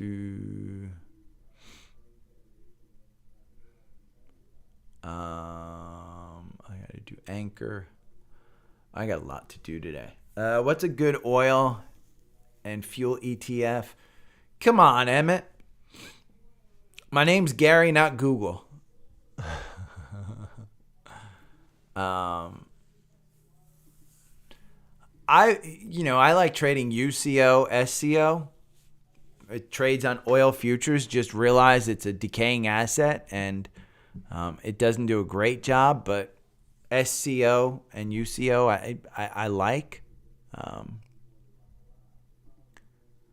I think you've got others out there. Here, you know what? I'm going to switch you over and we'll go over to Google oil and gas ETF. There you go. Investopedia. Look at that. PXE, IEO, and XLE are the top oil and gas ETFs. Let's see. Leveraged ETFs. Inverse. There are 30 oil and gas, inverse, and leveraged ETFs as well as those. Let's look at the leveraged ETFs. I think if you just leverage ETFs, the potential for, it just takes you to leveraged. Let's Google leveraged oil and gas ETF. Leveraged oil ETF list database. See, Emmett? It's Google. UCO, SCO.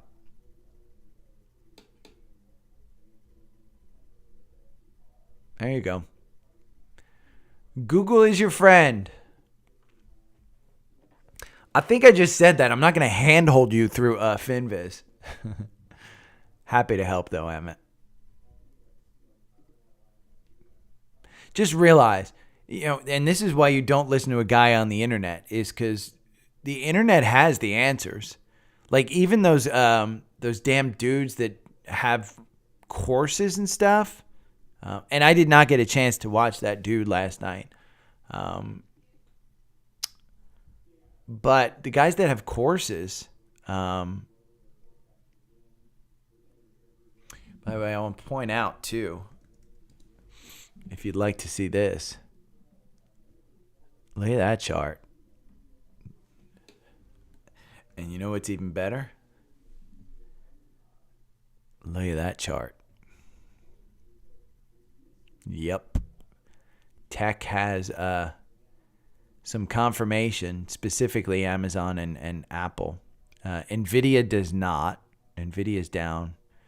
SOXS is down, so SOXL is up. Looks like the chips are actually going up. Okay, GarageBand. I'm going to quit GarageBand, save. And I'm going to browse, and then I believe 118 at 1034. Yes, upload. And then we're going to do a transition. I'm going to take you back old school.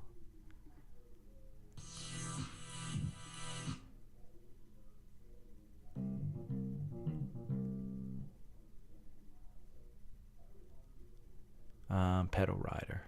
I think I've done Pedal Rider before. I like Pedal Rider. We're going to put Pedal Rider in. We're going to insert an ad. Processing.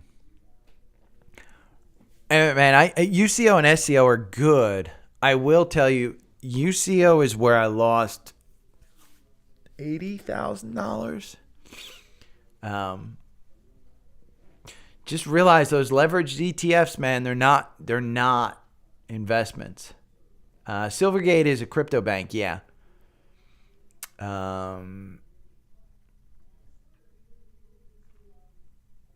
Yeah, Silvergate tied up with FTX. They had a $1 billion loss, and they announced it. Yeah,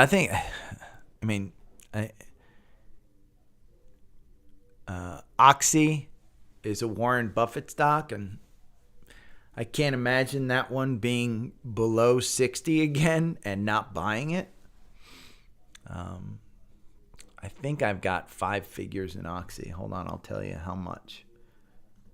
Who's calling me? Oh, I have somebody calling me. I don't know who. Let's see, Fidelity. Login. Try Face ID again. Let's see. All positions. And I go down to O. Oxy. I am up 7%. My average purchase price is $61. 61.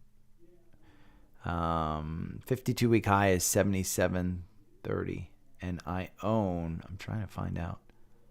$15,000 worth of Oxy.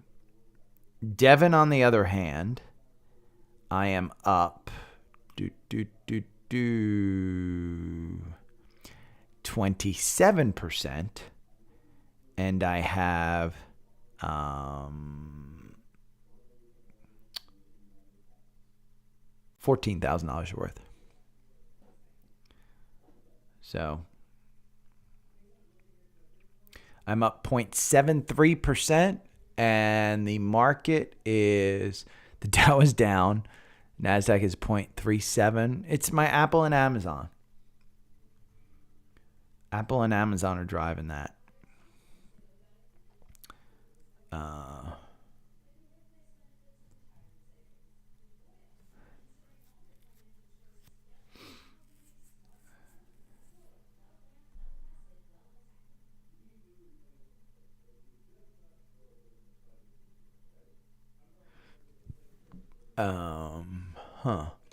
Interesting.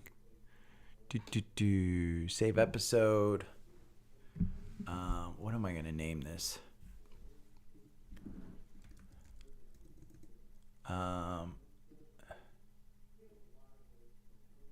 Let's see. I think I'll name this Finviz. Let's see. Free screening tool to find stocks. Let's put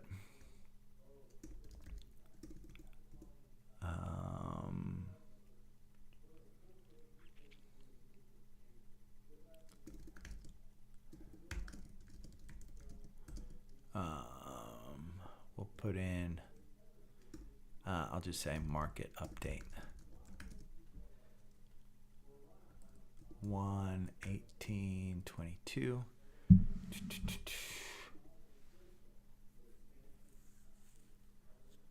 Yeah.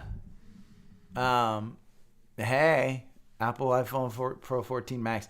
So my Face ID is working. But what I had to do, Joe, was in the profile, I had to activate. I think it's profile. No, it's not a profile.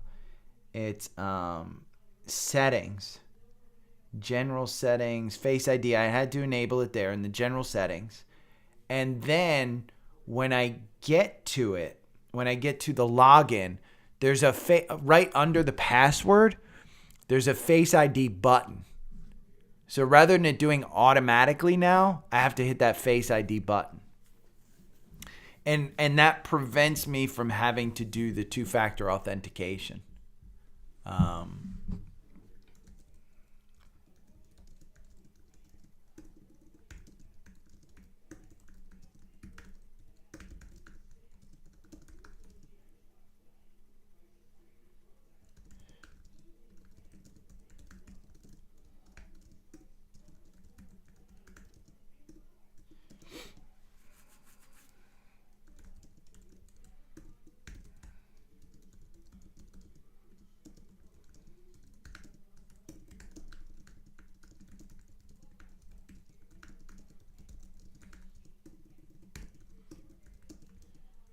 example.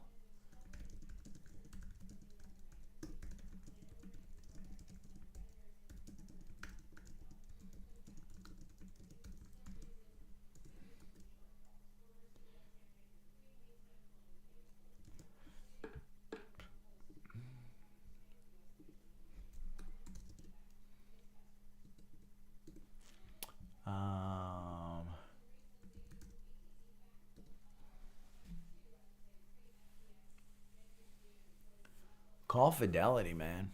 I gotta call Fidelity later today. I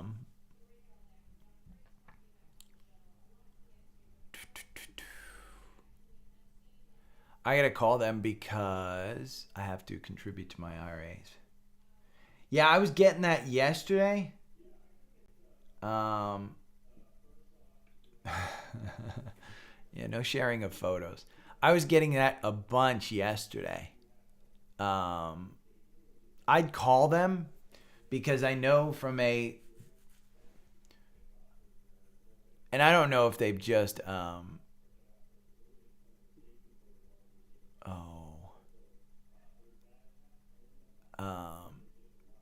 if there's something else that they do, but I know mine was fixed.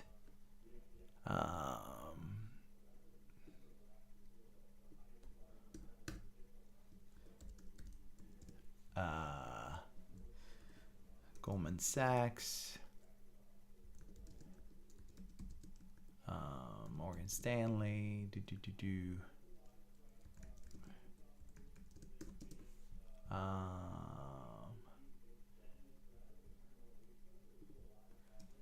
Tesla, I told stories about. GBTC, BITO,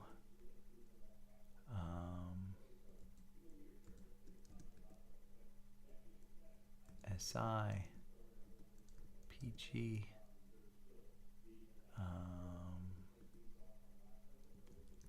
there we go. Okay, let me take my notes and we'll put it up here.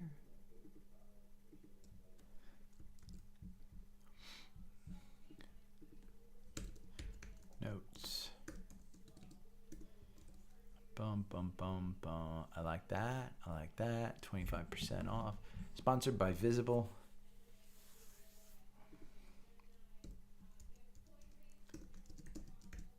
In Mexico.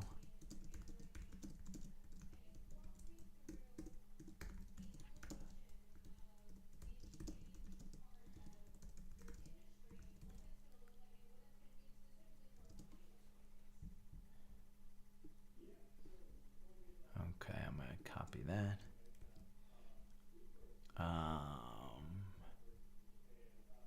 Publish now.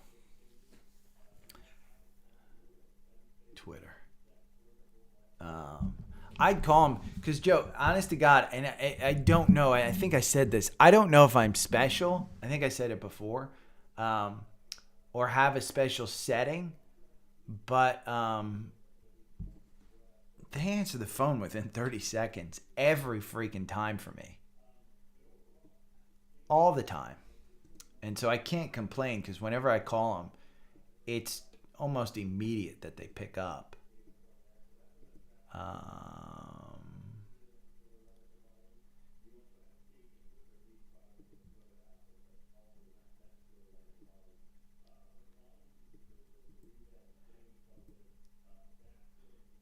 might keep that in there.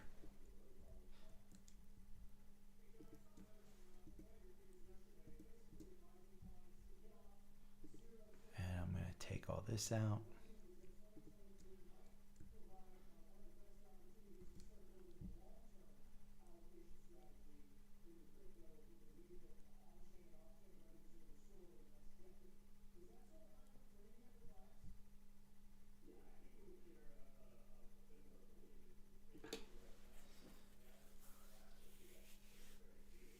Let's see how that looks. That doesn't look good. We'll leave it up there. What the hell? Twitter.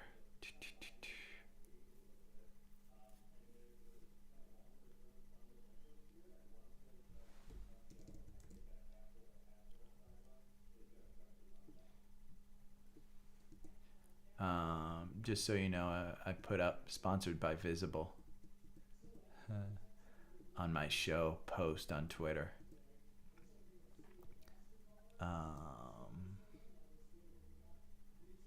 Let's put JEPI.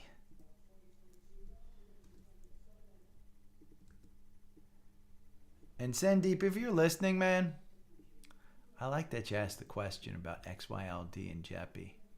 I'm not a fan. In fact, I held, I believe, XYLD in 2021. I got a nice big dividend. Stock went up, but that's just because the market went up. It did not do as well. I mean, you're still losing money. Last year, you would have lost less, I believe, than the S&P. But I still think the fees just get crazy there. PG earnings. We're going to put in SPY and Q.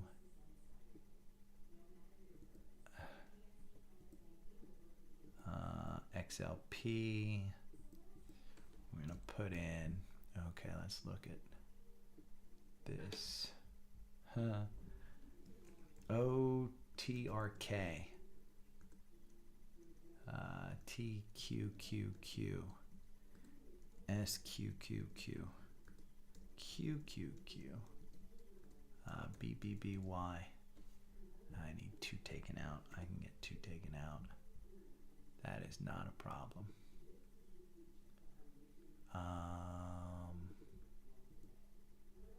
There we go. Tweet. Then I'm going to do another one.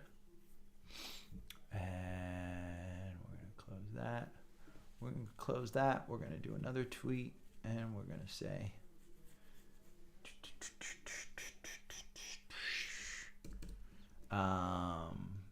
SPY, SOXL, SOXS, UCO, SCO, KOLD, Amazon, AMC, IQ, Apple, Mara, TCBP, CCL, CVNA, which is up not that much, 10%, NVIDIA,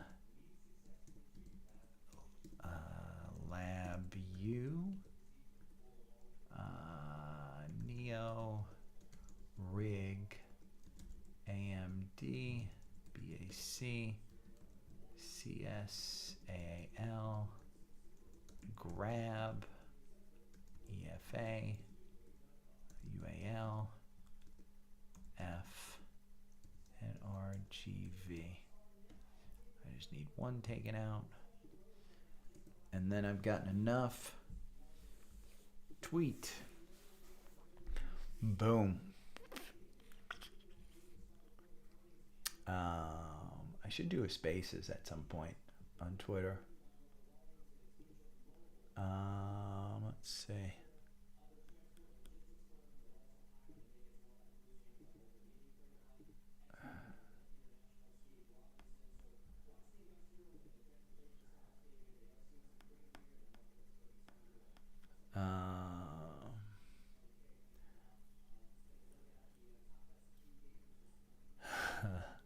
Mike, time to panic. Jim Cramer warns investors not to panic sell.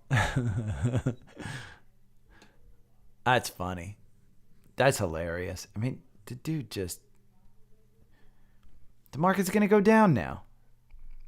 Absolutely. Jim Cramer says the market's going to go up, the market's going to go down. Here's the Safari view. So let me address Tom. Copper remains on fire, more than gold.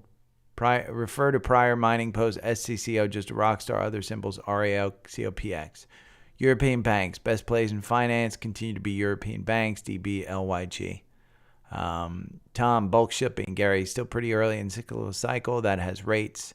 SBLK is running. Let's look at SBLK. SBLK I've played before. It is running. You've already got your 10% in there. And your RSI is at 71. My mind, too expensive. Let's go back to Tom's. GNK may be best pure play value, also running in dividends 20%. Let's see, GNK. SBLK, it's just run too much. I think your shippers, once you kind of find this, the shippers is just run too much. Yeah, I mean, look, you're up above your 200-day. Your RSI is at 75. Why would I put my money there? Not my thing. EGLE, also great in this area. Another huge dividend. GNK, let's see where their ex-dividend was just paid. Why would I hold on to it? It looks like they pay every couple of right after their earnings. So their earnings are coming up February 22nd. It's not so you're gonna get it in March. Let's see, GNK. I'm gonna get out of here. GNK. They have a 18% dividend. Not bad. It's down. It's right in the middle. 11 to 27 is the 52-week range. It's got a good PE. It's a shipper. And Tom likes his shipping companies. So let's see. E.T. Gary's movie picture post from earlier today triggered me to remind me of E.T. EPD and West. Midstream pipelines, ET. Energy transfer is good. By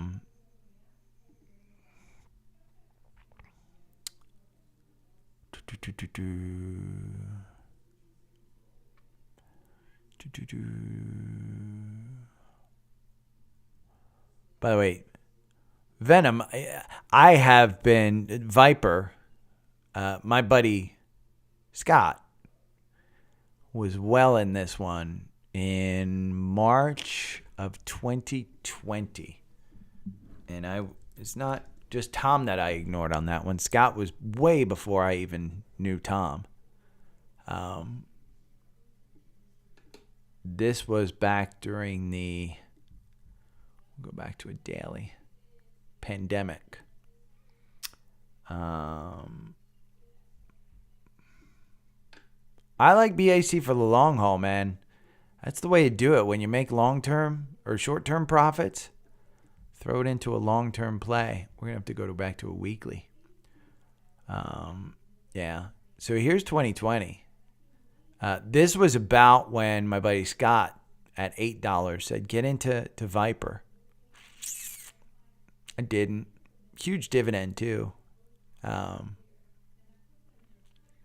played UCO during this time and lost. So I did not have fun. By the way, if you're still here, hit that thumbs up button. Subscribe, hit that thumbs up button. I'll go shirtless later.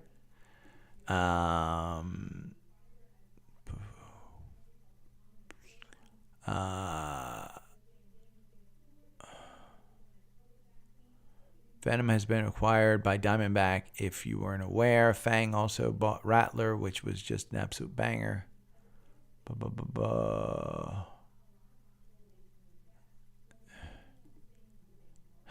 Snake Farm. Jim Cramer Warms. D.O. Man, Tom posts a lot. Rig. I don't have time for this. I don't have time for it to go over everything. Okay, I'm out there. There's your top 10 holdings. My weekly stock. Cat's probably killing it still. We can look at the weekly candle that's currently going on Cat. The current candle on Cat is down 0.47%. So it hasn't moved much. That's this week's candle. Between opened at 258. Right now it's at 257. So you can get in. I might buy some Cat because I told him I would buy. The only thing that worries me about Cat is look at that move. Their earnings are January 30th, so next week. BAC has been good.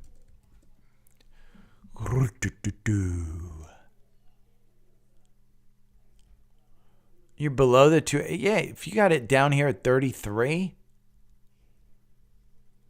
Let's see the low. Yeah, 33.84. If you got it below $34, I think you're fine. You're below that 200 day. Now, I will tell you from the algorithm standpoint, you're in a little late because that MACD is kind of crossing down and stuff. But fuck, this is like Buffett's number 2 holding. And he bought it at like 5 to 10. So the market's taking a little bit of a downturn.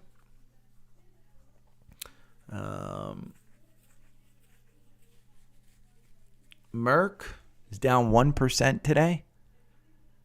And it's broken that ascending triangle. But look at how low the RSI is. I mean, if you wanted to get into Merck, their earnings are coming up February 1st. The MACD's kind of down at normal levels.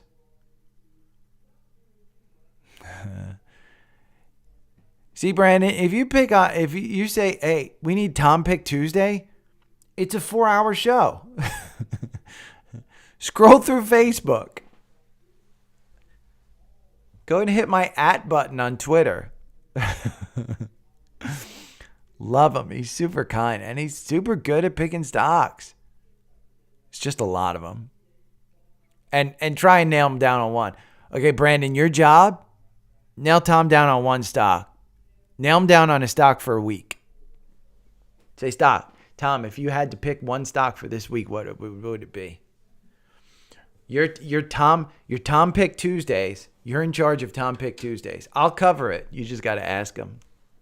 Because I haven't been able to nail him down to one stock. I love him. Got a lot of energy. And by the way, JEPI and SCHD and all this stuff, I forget which it was. Yeah, earning $1,000 a month in JEPI. JEPI pays my mortgage every month. I mean, these are just, it's. I don't want to say it's pump and dump because these guys ain't covering. They're just QYLD experiment. Do you own it?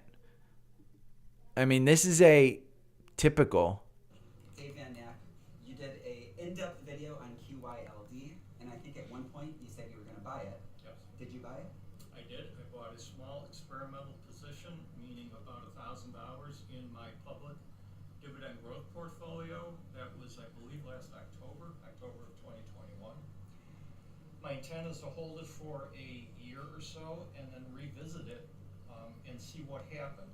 I know just from glancing at my portfolio that it's gone down in value maybe 15 to 20%, but it's paying dividends at the rate of roughly 1% a month. But I want to give it something like that a year just to be able to assess what it's like to hold something like that. It's a new kind of investment for me. Dave Van Nack, you did a in-depth. He ain't gonna.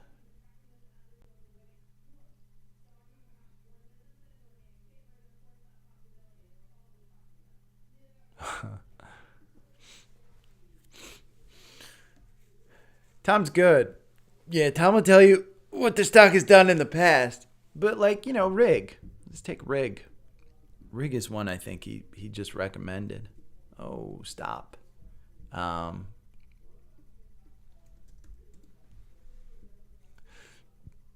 Tom's had some really good picks.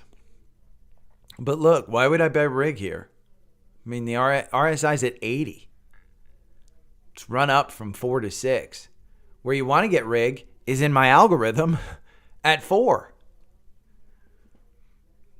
That's where you want it.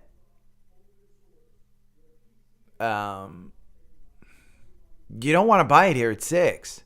I mean, at least that's my opinion. And I say you don't. It's not that you don't want to buy it. It's that you don't want to trade it here. Like, let's take a look at Apple. This is a great example. I mean, here's Apple, and it's sliding down here. Buy it at 127 in my algorithm, or buy it at 147 here in my algorithm. Are you happy? Not today, but let's go to a weekly. If you bought at 147, are you upset with the trend that it's probably having? You know, your 200 days right at 115. I still think that Apple probably goes to about 120 again. I don't think that we've hit the bottom. I think tech is it's just when their earnings come up on January 30th, I think that's going to be a hard time for Apple. So I haven't been pushing it. Oil and gas. And if you want to invest in China, I mean, Baba, I'm just restricted from trading in Baba. But, I made a great mistake. I mean, I sold at 90. The stock's at 114. Would I buy it now? Look, the RSI is at 69. Why are you going to buy it now? You're going to have a pullback here at some point, back to the 200 day. You might get back to this volume shelf here at 92. Might get to the volume shelf at 102. But if you really want to play China, I mean, oil is going to go up because of supply and demand. It's just a simple fact. Look at UCO, 28.47, you're at 31. Now, UCO, you lose 2% versus making 184% over the 1,000 candles. But this is a decaying asset. You're not going to make 184%. The only reason you make 147%, 184%. Oh, did they? I didn't know that. Apple's one that I don't trade around earnings. I don't trade around it. I don't buy it. It's. I think I make like $4,000 or $5,000 off of dividends, and it just gets reinvested every time. So,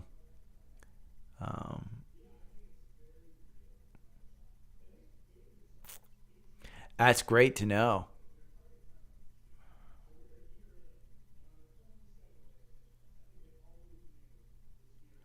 See, and that's the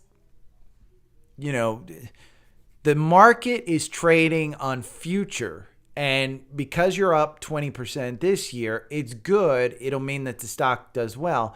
But if they're declaring that the market it won't be up 20% next year, that's where you kind of get dinged. And that's where Goldman Sachs is kind of getting dinged is, hey, we had a miserable quarter, but we're coming back and we'll do fine. And by the way, let's see, indices check. I'm up 0.31% now, so market's pulled back a little bit. But yeah, I think restaurants, I think, if you want an oil play, I mean, UCO's your pure oil play. But I would say, Devon Energy, Chevron, I mean, Exxon hasn't taken off like the other energy stuff. You're at 113. I think your 52-week high is 118. Let me see. XOM. 114. So you're close to it. But I got to go make some phone calls. I will see you guys tomorrow. Have fun. Enjoy. Thanks for hanging out. Hit the thumbs up. If you made it this far and you haven't hit the thumbs up and you haven't subscribed, I think only like 20% of the people who actually watch these lives are subscribed.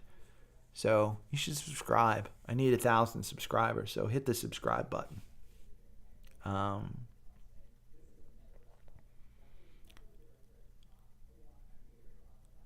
Burger King is nuts, by the way. I mean, I get those coupons in the mail. You get 2 meals for $5. It's crazy. But the food is cheap. It is not healthy. Do not think that you're eating like beef and stuff. It's all fillers. And the stuff that they put in that to preserve it. I'm a guy that pretty much buys all my food and cooks it at home. And I cook on stainless steel, not on nonstick, because I don't, watch the movie Muddy Waters if you want to see that. And Joe, you guys at Outback and stuff, you guys cook with the nonstick pans and stuff. I tell my parents all the time, do not go out to eat because they're all cooking on nonstick pans. Nobody cooks on stainless steel. I don't even think the finest restaurants, I think they still do nonstick. But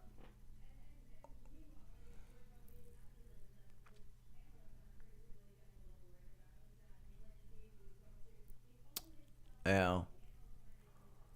In fact, I'm going to eat some beans right now. Some beans, a banana, and an apple. I love Dairy Queen. I love Dairy Queen. My favorite, by the way, is Carvel.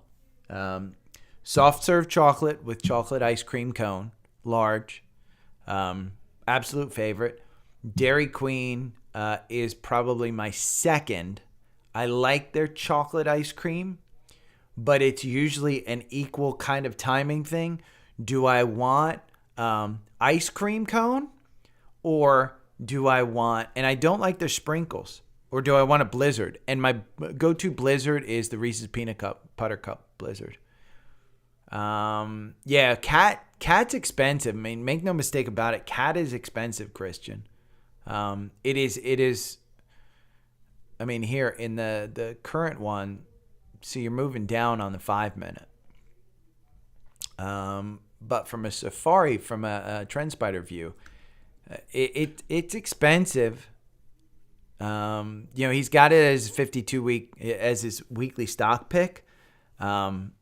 I would probably prefer it at about 248 than 256. And it is making 52-week highs. It's, the 52-week high is 260. So it's definitely up there. But remember, he's only picking from 30 stocks. It's the Dow. So he doesn't have a lot to pick from. And their earnings are coming up January 30th, and their ex-dividend date is January 19th. So you got to buy it today to get the dividend. The dividend isn't huge, but it's 1.87. I mean, essentially here, you could put $50,000 into this, get an annual return of 1.87 divided by 4 because they do a quarterly dividend. So it's less than 0.2% or something. And take it out when it hits 260 because it'll hit 260 again. So it's one of those things where I think with Dow companies, you don't trade it for the huge explosion or the huge moves. Dow companies, you typically trade them because, hey, if I have to hold it, it ain't going anywhere. I'm not going to lose 20% on my investment. You could come back here to cover this gap between 198 and say you come back to 200. Sell it on the way down. Just make sure you have your stop loss. I don't think you're coming back down here, though. I mean, the 200 days at 210, so you'd have to dip below the 200 day. It's expensive, though, no doubt about it.